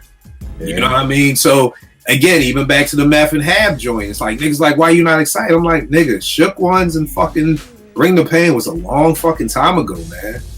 You know, like, you know, and I get it. We live in nostalgia, but sometimes we got to be honest. And, you know, I say it all the time when I catch hell for it. I'm like, yo, Preem, just DJ. Like, Premier is one of my people. Like, you know, and I know, yo, I've had people be like, fuck you, you old nigga, how your beats is whack. And you tell Premier to sit down and shut up. And I'm like, nigga, fine, the beats are whack. Cool, whatever. Yeah, Premier still needs to sit down. And here's the problem. He's been put in time out because nobody's calling Premier for beats. Niggas call Premier to do the scratches, but they ain't calling Premier for no beats. And that's a fact. Like, Griselda still does. They'll be like, all right, give me a Premier. And I think that's just out of respect. I think that, and I love Griselda for that. That they're just like, yo, I don't even give a fuck. Just give us a beat. It's Premier. Let's make it happen. But I honestly felt like the Premier beat on that Dog Pound album to me kind of fucked up the vibe. I love the whole West Coast vibe of the album, and it's like, here comes this Premier beat, and I'm like, I mean, it's cool, but niggas was talking about it for one day, and then it was like, off to the races. And so for all you East Coast kill, East Coast bias, I love the West Coast sound. I think putting that Premier track on there just fucked up the album. I'd rather you let that be a Lucy or some shit. Keep the album intact as what it was, let that be a Lucy, but even that was blah. Like, nigga, do your radio show. And again, it's no disrespect, but again, I listen to these Pete Rock beats on fucking Commons album. I'm like, yo, these shits is bangers. I don't hear that from Preem. I hear those beats on Retropolitan. I'm like, these beats are bangers. I hear them beats on Fleet Lord album. I haven't gotten that from Preem in probably since the last Prime album, and that's had to been over 15 years old. You know, so again, I understand how people hear it, like, no, you can't say that about Primo. And it's like, I mean, if God bless the dead, maybe if Martin Luther King was still alive, we'd be like, Martin, stop making speeches. Just sit down and watch the game, Martin. Just sit down and watch the game. Like, We Have a Dream was so many years ago. We love you, Martin. We love you. Just watch the game, Martin. Just watch the game. No more. Yeah. Like, Martin, just watch the Hawks game. Let's just watch the Hawks game. Like, you a fool, yo. I'm just saying, like, yo, because you wrote a dope speech in like 65, don't mean you still got it in 2024. And that's okay. That is okay. I'm the first to let people know my memory is going. I have been working with my kids for 13 years, and I was on a podcast with my kids, and I'm looking this girl that I have known since she was 3 years old in her eyes, and I'm like, I can't remember your fucking name. Like, you get old and things the brain don't start working the same. So I'm with you. I feel like if AZ could get a dope executive producer to really, I would love, you know what I would love, a 30 for 30 on the Hit Boy Nas 6 album run. Like, how did this come together? Walk us through what went on in the studio. Like, was Hit producing Nas, would he like rap about this and do? Because I really think that whatever they did is, you know how like everybody was trying to do the big formula. I feel like niggas need the Hit Boy Nas formula, because whatever the fuck they did is what these other I guess we could call them pioneer MCs or old school MCs need to follow. Like, that's the template you all need to follow. You know what I mean? Because the nigga went from Nasir, because Nasir was the last album before King's Disease, right, babe? Yeah, and Lost Tapes too, but right. So Nasir's last album, and Nobody But Me liked that album. So at that point, Nas is dead in the water. At that point, right there, nobody's even checking for this nigga, and he comes back with King's Disease, and he goes on this like fucking Jordan 6 chip run that we've never seen before. And maybe they don't want us to give it. Maybe they don't want us to give it the secret to their salmon sauce or whatever like that. But I feel like whatever they did, that's the formula other people need to follow, and they're not following. They're not. I'm just tired of being disappointed by music. You know what I mean? I'm tired of being excited to hear something, and then I hear it, and I'm like, nah, like that's not it. Like, and then I feel stupid for getting excited. Like, damn, niggas, maybe it's my fault. Like, why are you still getting excited for these niggas? Like, I can't call. Were you gonna say something, babe?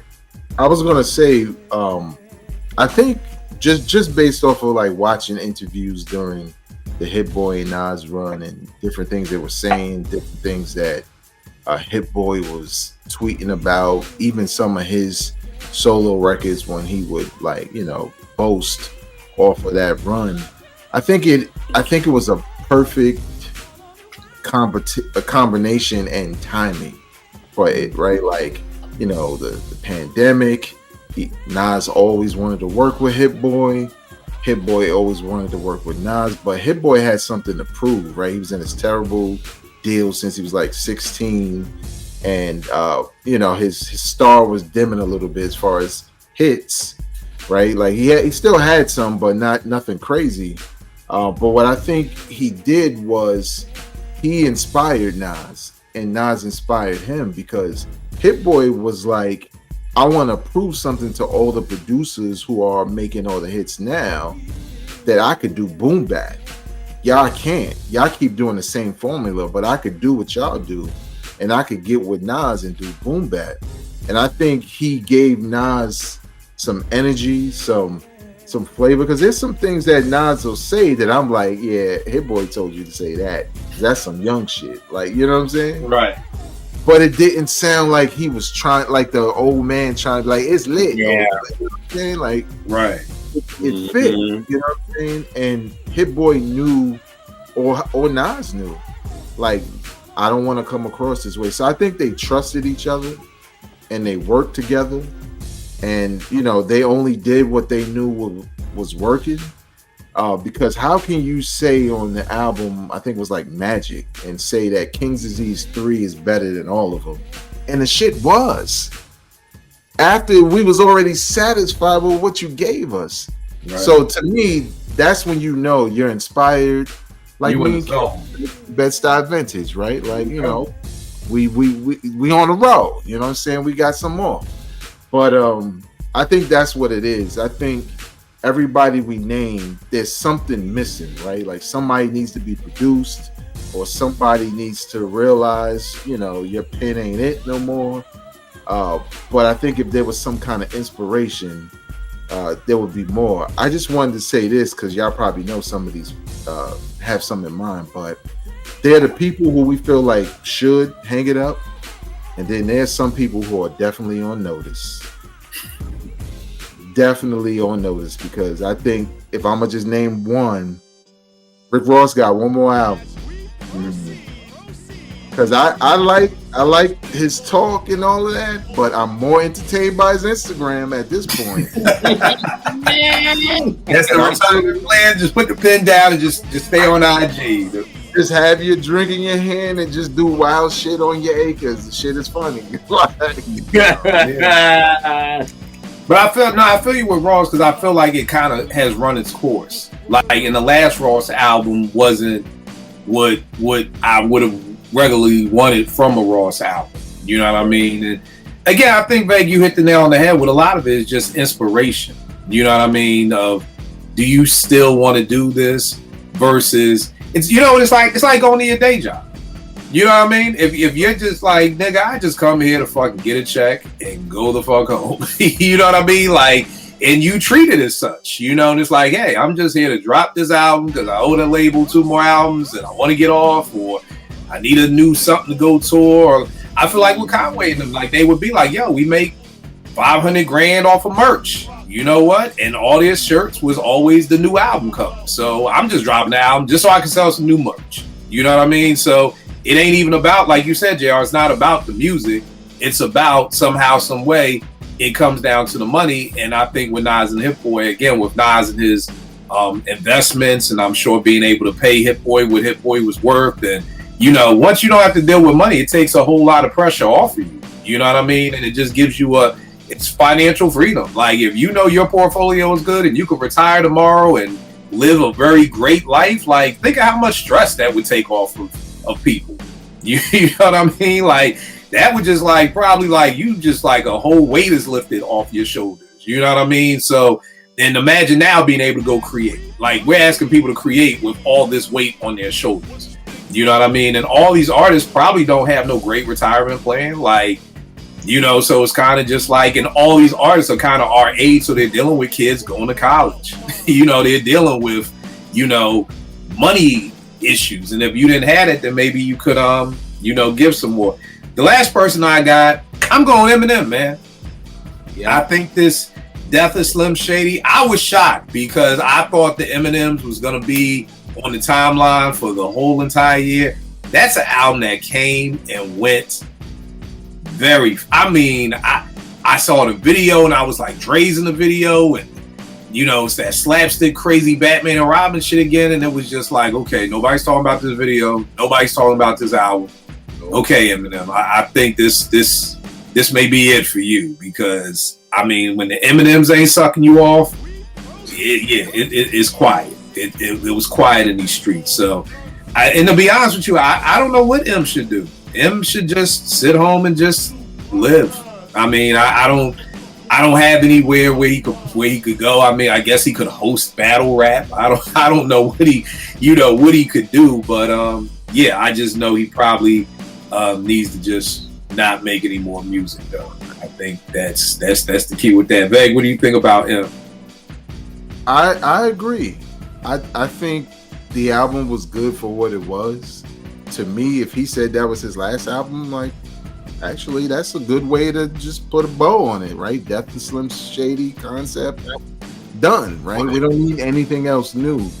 I think he got caught up in the whirlwind, same way Big Sean did, but Big Sean caught it worse. Drake versus Kendrick, man, it dominated everything for so long that we popped out to hear some new stuff, but you know, it's like, oh, Kendrick over there, like, and then we was just over there, like, what? Everybody, whole energy just moved that way. Right. And when I listened to the M album, as an Eminem fan, I was like, oh yeah, this is cool. I kind of like the concept or whatever, but I feel like, he's released maybe 3 albums in recent times that were decent. So I feel like, what you trying to get a whack one, like stop. Right. Because when his shit is whack, it is really whack. So I think it's a good way to end it. All right. Let me ask you this, and then we'll get to if y'all have anybody left. Do you think dropping live music and dropping these albums messes up your legacy? Like, I know a lot of Jordan fans who will be like, they will look you in your eyes and be like, oh, Mike's last shot was against the Utah Jazz. And it's like, well, no, nigga, he went to the nigga, shut up, kill. His last shot was against the Utah Jazz. Like, they gonna act like the whole Washington Wizards didn't even exist. It ended, he retired then. Like, so if Cube drops 5 more whack albums, does that mess up his legacy with you, Vague? Nah, because even if do you stop it at a certain time? Do you be like, all right, Cube's legacy stops here, like, for me, and then all this other West Side, connection and anything else, it's over there, like, or because like some people would be like, well, I mean, me and my teacher bag. I'm like, well, you have 12 albums, only 3 was dope. We divide that, like, nigga, you failed. But is that fair? Probably not. You know what I mean? Because again, as an artist, so many different things are pulling you in different directions. So some of your albums may have been whack because the label wanted you to do whack shit. So, but I'm sorry, Vague, finish.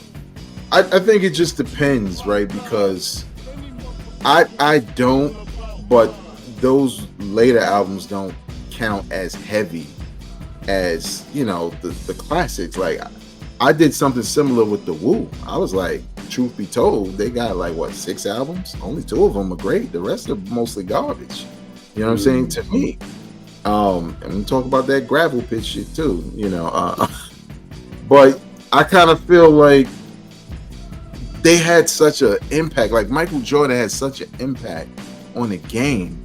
You could throw the Wizards shit in there. It's not going to taint anything.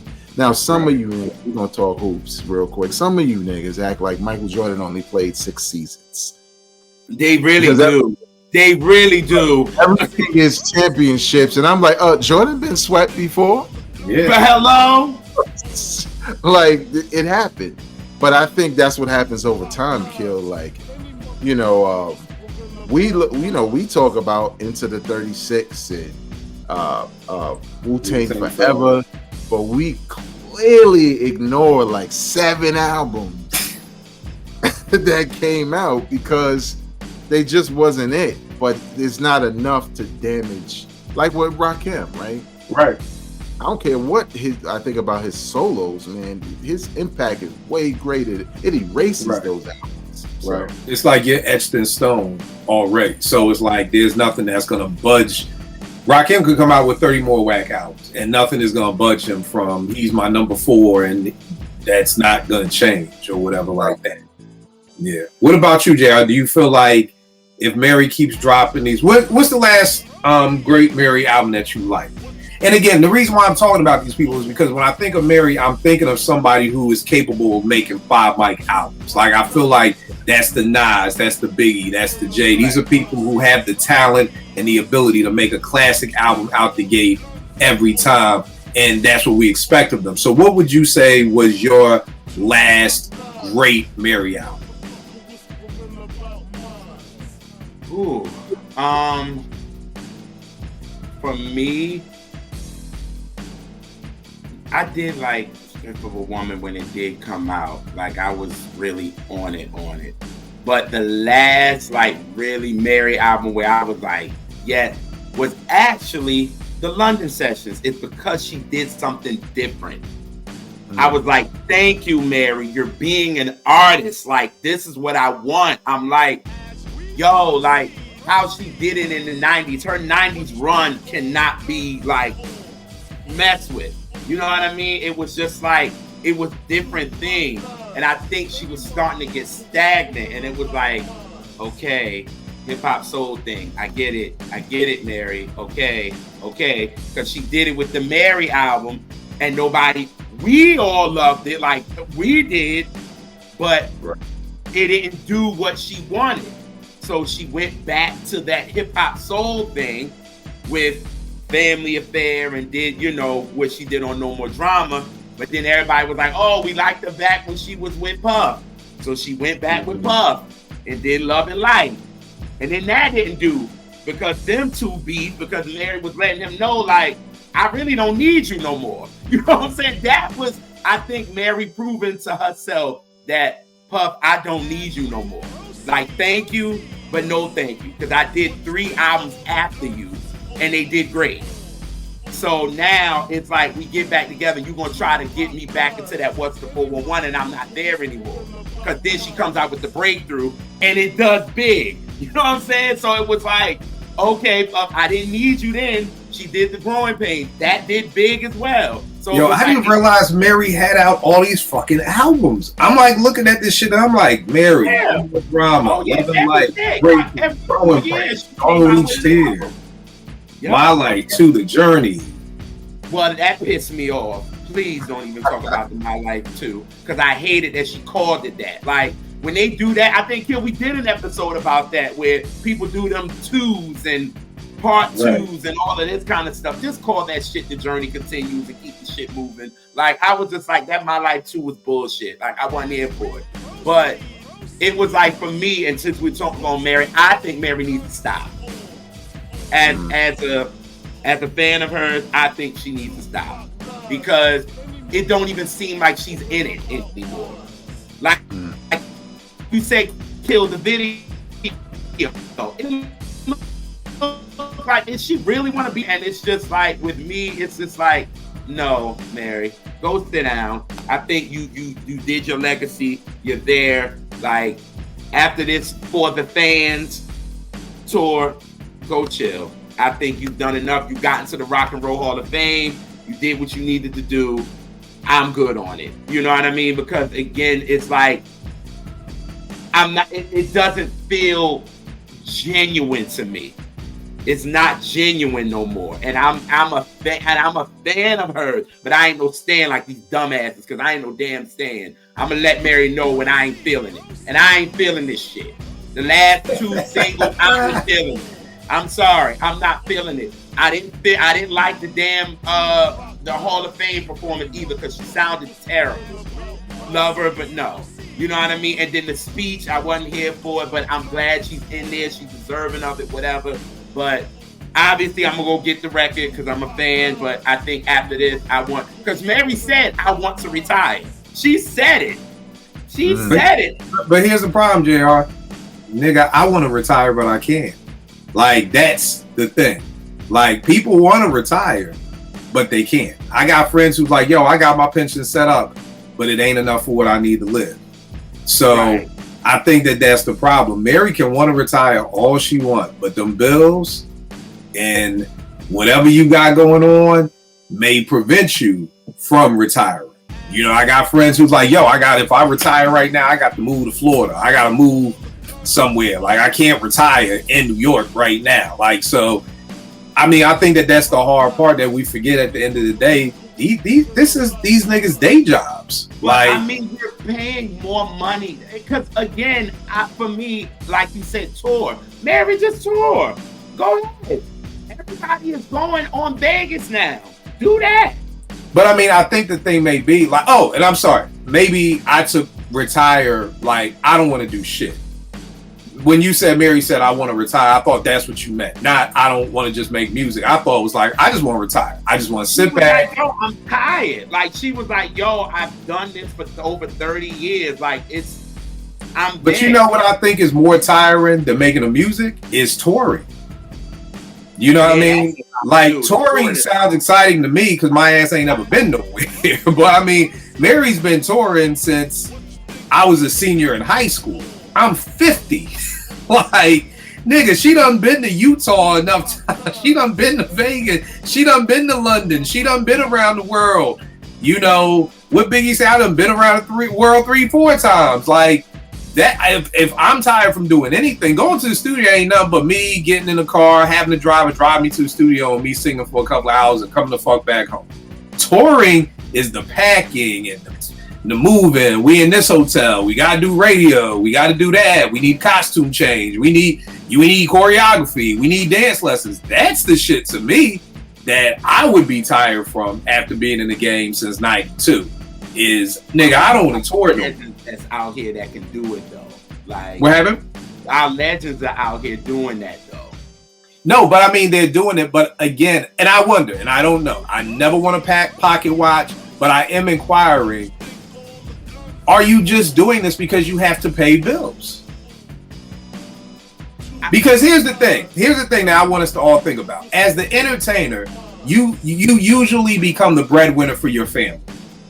Right. You know what I mean? So if Mary is the one who got out, and JR, I know you know, how many siblings does Mary have? Her brother and her sister Latanya and her brother Bruce.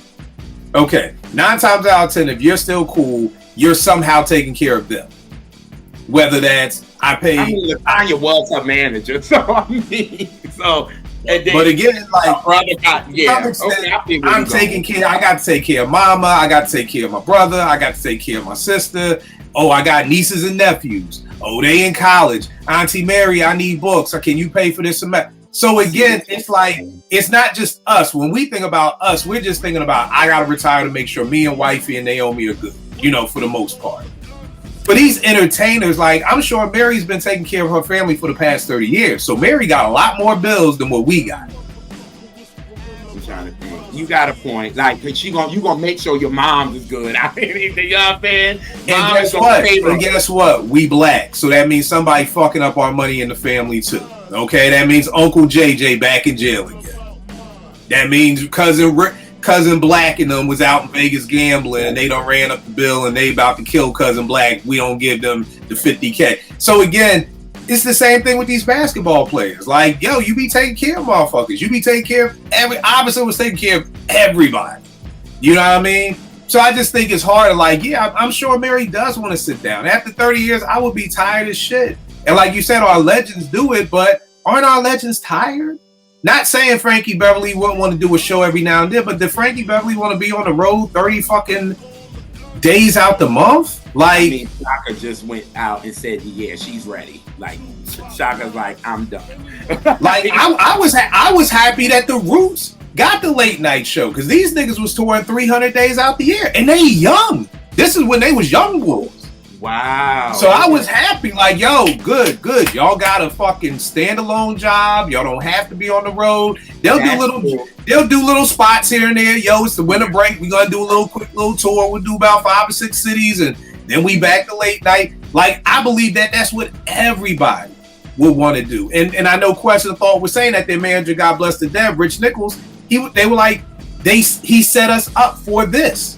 So we wouldn't have to be on the road 365 days for the rest of our fucking lives. Mm-hmm. You know what I mean? So he was like, Rich is the one who had the master plan of this being the goal, and now we're here, and now they're paid, and I'm happy for him. But I can't see. My dad is 72. Mm-hmm. My dad can, with a bad back, and he's tired. My dad can barely fucking go to the grocery store.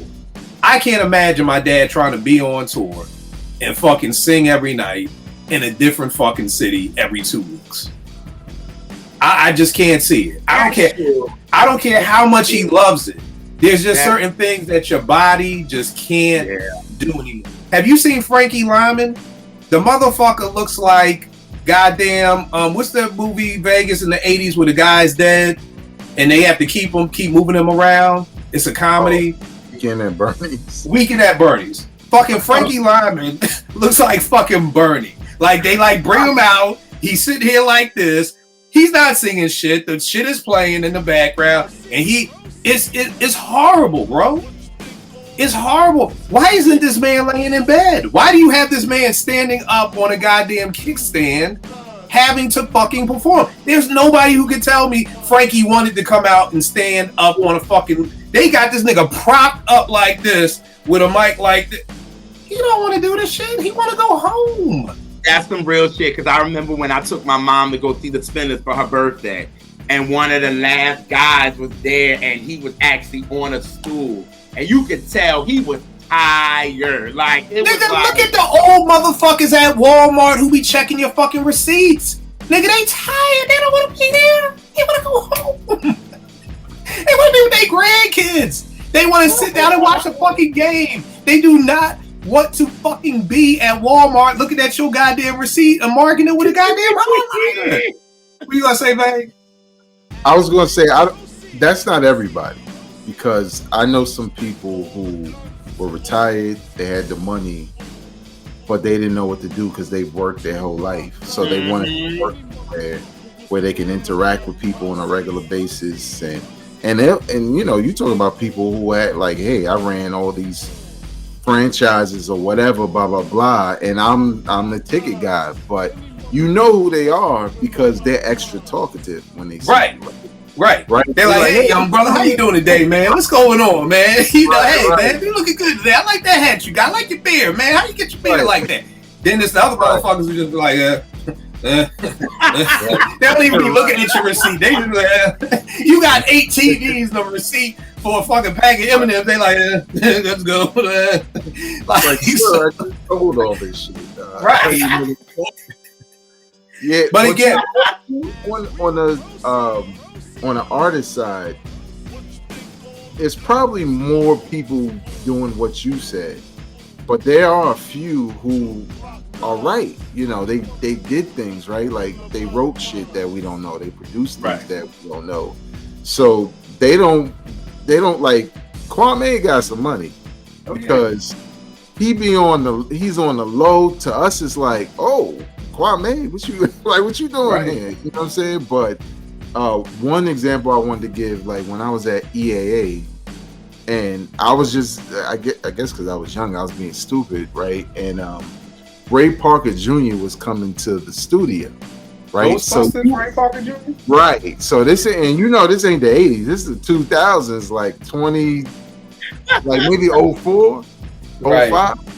So the whole time, you know, I knew he was coming. You know, I just got jokes like the whole week, like, who you gonna call? Like, just all throughout the office, right? Because to me, it's like, why are we interviewing Ray Parker Jr.?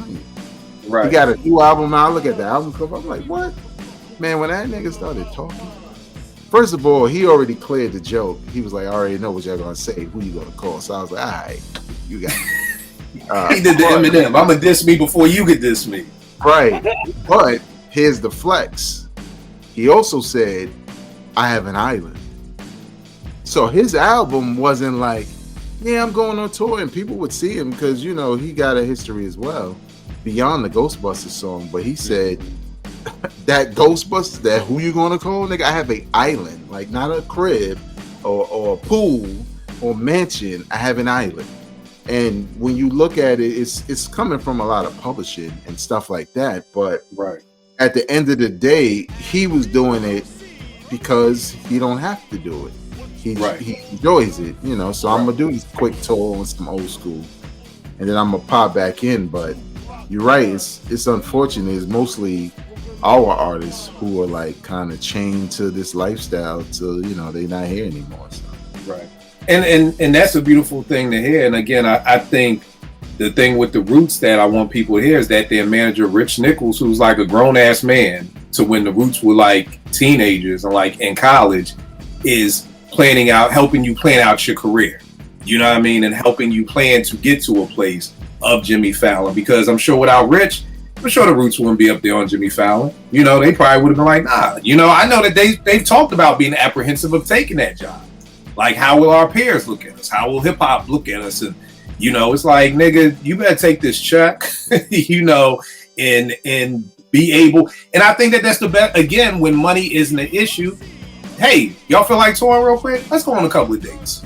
You know what I mean? And you still enjoy it. You still enjoy rocking the crowd. You still appreciate that, but you're not tied to it.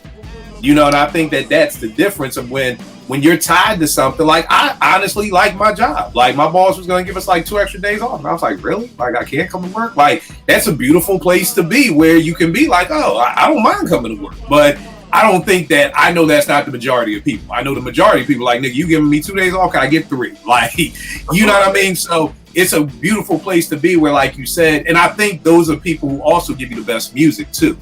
because it goes back to Nas. It's the sense of freedom. It's the sense of I don't have to do this for a label. I don't have to do this to sell records. This album is just going to be an example of me. So we're not going to, JR, I think you said that you're not holding it against Mary. Like if her albums get whacked, like that doesn't like lessen her legend or anything. Like it doesn't blemish. It's not a blemish on your record. Oh, and you're muted. My bad. You're muted.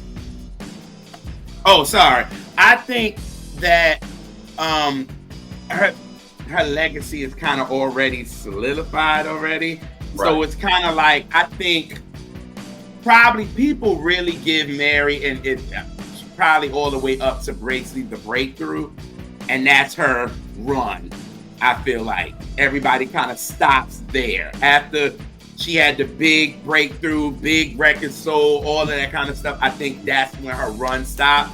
So I don't think that even, after that, there's some albums between there I didn't like, but I don't think it diminishes her legacy because, like I said in the beginning of the show, I think once labels start realizing you're out with the old in with the new, they're going to go with your legacy to begin with. They're going to promote your legacy rather than the new record anyway. So they're going to use, Mary J. Blige, the Queen of Hip Hop Soul, 9 Grammys, this. When they start naming all of this stuff, it's like, all right, they using your legacy. That's what they're going to use. So they're not going to promote the album like that. You know what I mean? So I don't think it diminished it, to be honest, because y'all, we were there. We lived it from 92 to 2005. It was like, Mary she could really do no wrong. And it was like, now it's, but But I think that's a great point. Like you said, the run stops at the breakthrough, because I think after that, Tanya's a huge Mary fan. Tanya don't know nothing after the breakthrough. I remember we had that discussion. I think that was the first show that we did. And she was that's 2005. That's 23 years ago. Yeah. Like, not knowing, nigga, I'm sitting here shocked. Like, I had no idea Mary had out all these albums. You could have told me that we didn't go from the Breakthrough to the London Sessions, the Cinnable. I totally forgot about Growing Pains, Strong with Each Tear, My Life Part 2. Like, so they're just joints that, like you said, I think that's it. Now, we talked about Mary and Q because they're kind of solidified. What about the AZs? I mean, we talk about Mary and Rakim, like their foundation is there. Let's talk about an artist whose foundation isn't there per se. Like, I don't know. JR, tell me, is Chris Brown, is he solidified as a GOAT somewhere? Ask Tank. I don't know what that even means. What, Tank said he was a GOAT? He's better than Michael, so. Oh, I apologize. Tank said he's better than Michael? Mm-hmm. Tank has said a lot of things that I don't listen to him talk. but for you, JR. What? But whatever with Tank. Do you think, like, Chris Brown, like, I don't see Chris Brown as Mary, but I don't listen to his music, so I want to speak intelligently. So that's why I'm asking, like, do you feel like he is solidified? Because you said yes? Okay. Yes, all right. I do think he's solidified. I think, Is there an artist that may not be solidified, like with Vegas, with AZ? Like, I don't feel like AZ is solidified anywhere. Like, he's a great MC, but I don't feel like he's solidified. With somebody like that, does him keep dropping blah albums fuck him up? Like, mess up his story. With somebody that's not solidified like that, I don't think it really matters, to be honest, because they're gonna keep bringing out these albums, and it's just like y'all said with the whole thing with Method Man. He don't have a classic album. Does that really matter? For me, I think it just digs you a deeper grave. Like, it just is kind of like you don't have it, and then you keep putting out these blah albums, so it just keeps pushing you. It's almost like you're failing so bad, you can't, nigga. There's a point in time when I would be failing, and I kind of knew as a student, like, okay, I got to get my shit together. They gonna hold my ass back. Like, you know what I mean? So I feel like Meth is failing, but if you keep dropping blah albums, it's like, I think now he's at the point because he's dropped so much music that wasn't a classic that we like. It's over. Like you're not solidified. You won't ever be in that place. I don't think Meth, for me at least, will ever get to a place of like, I don't know, like Vega. I know we did. I would put him because of him being with the solo stuff, but as far as him being with the Wu, ain't that like? I personally look at it like two totally different things. Like, you know, it's kind of just like, let's say me and T are together and we had this incredible life together, then we get a divorce. Like, nobody's gonna hold me like, they're gonna be like, well, what's Kill doing by himself now? Like, nobody cares about what Kill did with T because that's over with now. So what is Kill doing in his solo life? And if Kill's a bum, you know, nobody's gonna be like, man, remember that nice ass house Kill and T had? They used to go on vacation and shit. They gonna be like, no, I see that nigga Kill asking for money down at City Hall. Like, nobody. So for me, Meth is, he can't ever get to any type of ghost status for me because you fucked up so much. Like, okay, we got it. Tikal was the flood and blah, blah, blah, blah. Okay, what about Tikal Part 2? Okay, what about Tikal Part 3? What about that? Like, you've had so many opportunities to do it, and you've proven to me that you can't do it. So, for me, you can't get to that GOAT list. But, Vegas, what do you feel like about a Meth? Do you feel like if Meth keeps putting out blah stuff? Because I think deep down inside, for me at least, I'm always hoping, let him get this classic. Because I really like Meth. Like, that's the thing about Meth. I like him. And I want him to somehow be solidified, but to me, you can't have, if you don't have a classic, you can't get in certain rooms with me. Like, it's almost just like going for a job interview and it's like, you have to have a master's degree. And I'm like, oh, well, yes, I can't get in that room because I don't have a master's degree. You know, no matter how much somebody likes me, if that is the criteria and I don't meet it, it's like that Isaiah Thomas meme, like, I don't know what the criteria was, you know, but I didn't meet it. Like, you know, so to me, he doesn't have that criteria. And I want him to get it because I want to get him in the room, but he doesn't have it. What do you think, Beck? I agree. I think it's kind of like the Hall of Fame with NBA, right? Like, there's some dudes when we know they were killers when they were hot like that, and you know, maybe they don't have championships and, you know, a bunch of first all NBA teams and shit like that. Maybe they have a couple, maybe they have enough to be recognized but not to get in. And I kind of feel like with Meth, it's more like WWE Hall of Fame, right? Like, as a part of a group in a faction, you in, you know, Four Horsemen, you know, DX, NWO, you win, because that faction was crazy, Wu-Tang. But as a singles wrestler, you weren't that great, you know. So we can't really put you in on those merits. Like, we never really, when we say like top 5, top 10, Method Man is never in it. I put Ghostface ahead of Method Man, and technically, like rap technique, Meth is better, but Ghost can hold down an album. He's a better MC, overall artist, everything. Yeah, compared to Meth, because he just does a whole bunch. So he gets in the Hall of Fame as a singles wrestler, but Method Man doesn't, and neither does AZ. Because his biggest shining moment was being featured on the Holy Grail, like Illmatic. Right. And I mean, I think that's just it. And again, like I said earlier, when Big told me, yo, AZ and Buckwild got out, I'm hoping it's a classic. Like, that's the thing. It's not like I'm not rooting for these niggas. Like, you know what I mean? But again, when it comes to the Hall of Fame, for me, it's not about like got nothing to do with it. You know what I mean? It has to be, do you check the boxes? You know what I mean? And there are people in my Hall of Fame who I necessarily don't like. M is in my Hall of Fame. I'm not an Eminem fan at all. But he checks the boxes. It's like grading a kid. I can't, and a lot of teachers do this, and this is what's fucking up our school system. I've seen it. A lot of teachers will pass kids because they're good and because they don't give them a problem in class, but they can't do the fucking work. I have seen kids who have come to me and I'm looking at their paper and I'm like, how the fuck did you get a 90 on this? I see at least 8 mistakes here. And I asked the teacher and they said, well, he's a great kid and I don't want to hold him back and blah, blah, blah, blah. But I'm like, he can't do the work. Yeah. So you're essentially passing him on to the next grade to just keep him being a failure because you like him. If he doesn't check the boxes, fail him or put him in tutoring or do something. And then I see the flip. I see people getting, well, not the flip because there are bad kids who get good grades, but the teachers have to pass them.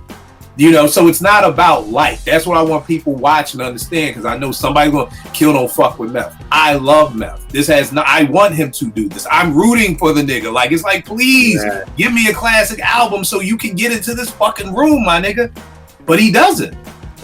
So it's not about like and all that. And y'all Twitter folk got to get away from that because y'all damn sure don't know the difference between favorite list and GOAT list. I mean, no matter how many times I try to define it, y'all still fuck it up. But it's like, again, Jason Williams, White Chocolate, one of my top 5 favorite point guards ever. He's nowhere on any GOAT list. He's not in the top 100 players of all time. He's just a favorite. So again, I want these dudes to win. I want AZ to get it. I get excited for these albums. Like, come on, y'all can do it. Come on, let's do it. Let's get you in these rooms. But you can't. I had a homeboy who I wanted to hire, and he had to get a bachelor's degree, and he couldn't do it. And no matter how much I could hook him up, I couldn't get him past that. Like, if you had a bachelor's degree, nigga, you ain't even got an interview. Job is yours. Come on in. That's the hookup. That's the hookup. You don't even got an interview. Like, it's yours, but you got to get the bachelor's degree. And if you don't, I can't bring you in. And that's how I feel about this. And that's my man. But I can't do it. What's up, Vay? Just one more analogy that I thought about, like a sports reference, but it's kind of like with Robert Horry, right? Like, he literally hit shots that gave greats championships. Yeah, you're right.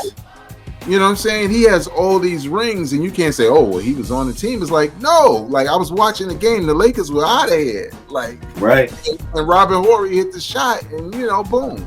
So I think somebody like him, he's kind of deserving in a way, to get in the Hall of Fame for that, because that's a role, right? But he ain't there. And he got all this hardware. He could wear all 7 of his rings. And people, there's probably people in the street like, what do you mean you got 7 championships? Who the fuck are you? Right. So it's kind of one of those things. And to your point, just so people know, for myself also, I'm always going to check for new AZ. I'm always going to check for new Mary. I'm always going to check for new Rakim because what they've done. But doesn't mean I'm going to like it. So right. And then I think it's too, and we've done episodes on 5B about, are you hyped for it? Right. There's a big ass difference between, there are nights that I can't wait to get off of here because I'm like, it's midnight. Okay, bet I gotta listen to such album. And then there are days when it's like, I'll get to it. It'll be Sunday and it'll be like, all right, let me tap in. So I come from an era where we were hyped for music. You know what I mean? If a new such and such album's coming out, we hyped for it. We can't wait for it.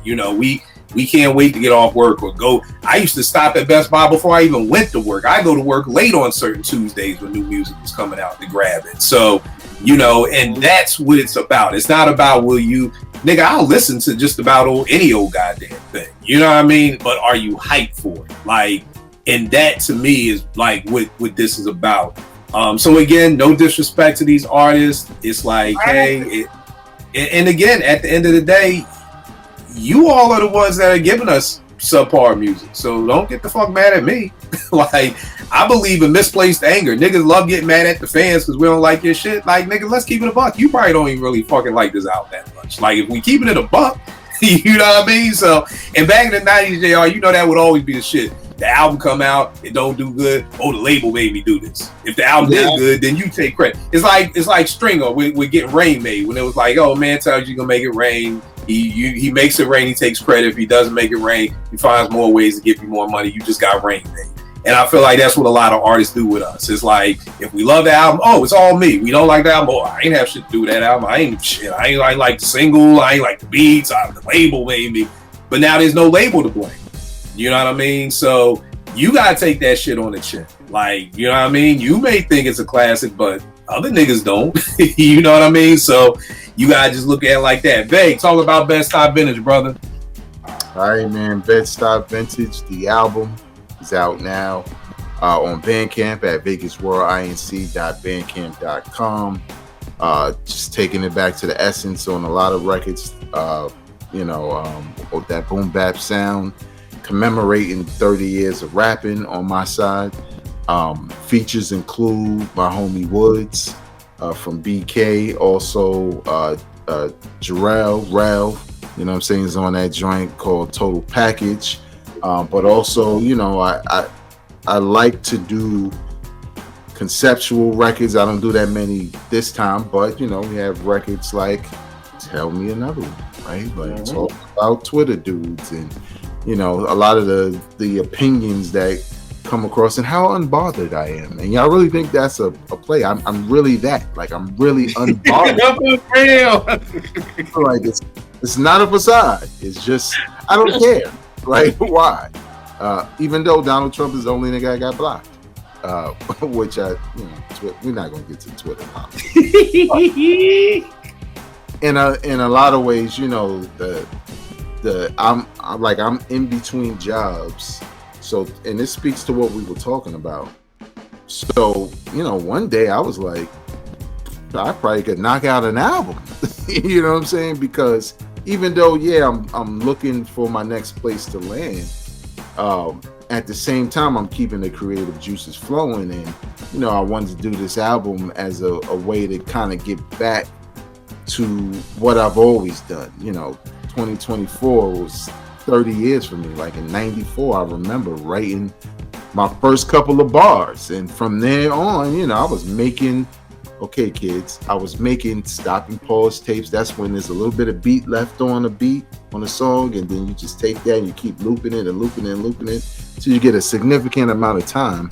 I even have my original demo behind me from 94. So this was kind of a way to kind of get back in that bag of that inspiration, that feeling I felt when I first started rhyming, and just, play around with some of the dope ass beats that Kill gave me and just flex that muscle. And, I'll be talking mad shit. Y'all don't be saying nothing, but I'll be talking mad shit. And I'm talking more shit this time. So, and real quick, I'm working on one last thing for the end of the year, since me and Kill did a nice rollout of this project called Bed-Stuy Vintage, the mixtape. It's gonna be an EP, 5 joints, some joints I didn't get to touch, during the summer. So, and some more features. So we'll see, man. But yeah, vegasworldinc.bandcamp.com, Apple Music, Spotify, Tidal, YouTube Music, wherever you go, Amazon Music, it's on everything. Give us a shout, share it with people, like this kind of hip hop stuff. All right, no doubt. JR, where can they get at you, good brother? Man, the R&B reps, man. Me and Elise been down with some stuff, with some personal stuff, but we back at it again. The episode will be out now. We talked with Adam Rodriguez. We talked to him about Stevie Wonder's Talking Book, which was a good, dope episode. We really, really got deep in it. It was really, really great. Elise is coming back with the 60 Seconds of Vinyl. She's back at it. Thanks for my talk from my big bro, for real. He kind of had to give me the talk that I needed. So it's really kind of like, and I talked to Elise, so it really helped push us where we need to go. So she's back at it starting next week. I've been doing the JR's Motown Life, for real. So we really been in it. We got some more stuff that we want to get into. We trying to put this interview together. Hopefully we get this. So just catch us in the R&B Reps on Instagram, R&B Reps on Twitter, the R&B Representatives on YouTube. And yeah, just hit us up, man. And if you want to come on the show and talk about an era or a song or an album, just hit us up, for real. Ideas, for real. And then All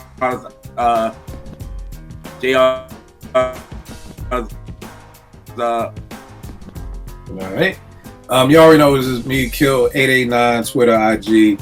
Want to say we're coming up on end of the year. We're about to tap into November. I'm doing the For Your Consideration You gotta check out Bed-Stuy Vintage for your consideration for album of the year. You gotta check out Rel, It's Not You, It's Me for album of the year. Like, I really want to put those things out there. Last year, I really want us to try to mix in the indie with the not major label, but y'all know what I mean when I'm saying majors. The people who you know, the Sky Zoos, those people that they're indie, but we're really indie. You know what I mean? I want us to start trying to mix all that stuff together. You know what I mean? And just give us the same consideration that you give Common Pete, the same consideration you give, you know, LL and Tip, and the same consideration you give Benny and 38 Special. You know, and I get it. You know, some of them are your favorite rappers, so of course you're gonna go to them first, and that's cool. All I'm asking for is a spin in your rotation. You know, and I believe both of those albums you will fuck with them. You know what I mean? Maybe we're not album of the year. Maybe we do crack your top 5. I'll take that. You know what I mean? But again, I think all we can ask as indie artists is just, again, for your consideration. Got to shout out my brother Ev, his album, The Order of the Lyricist Prophet. I produced the track on here. You can get this at 7nms.com. And me and Backwoods Sweetie are finishing up her album, which may come out this year, if not this year, the top of next year. So just looking forward to that. But I appreciate y'all, good brothers. I will check y'all next week.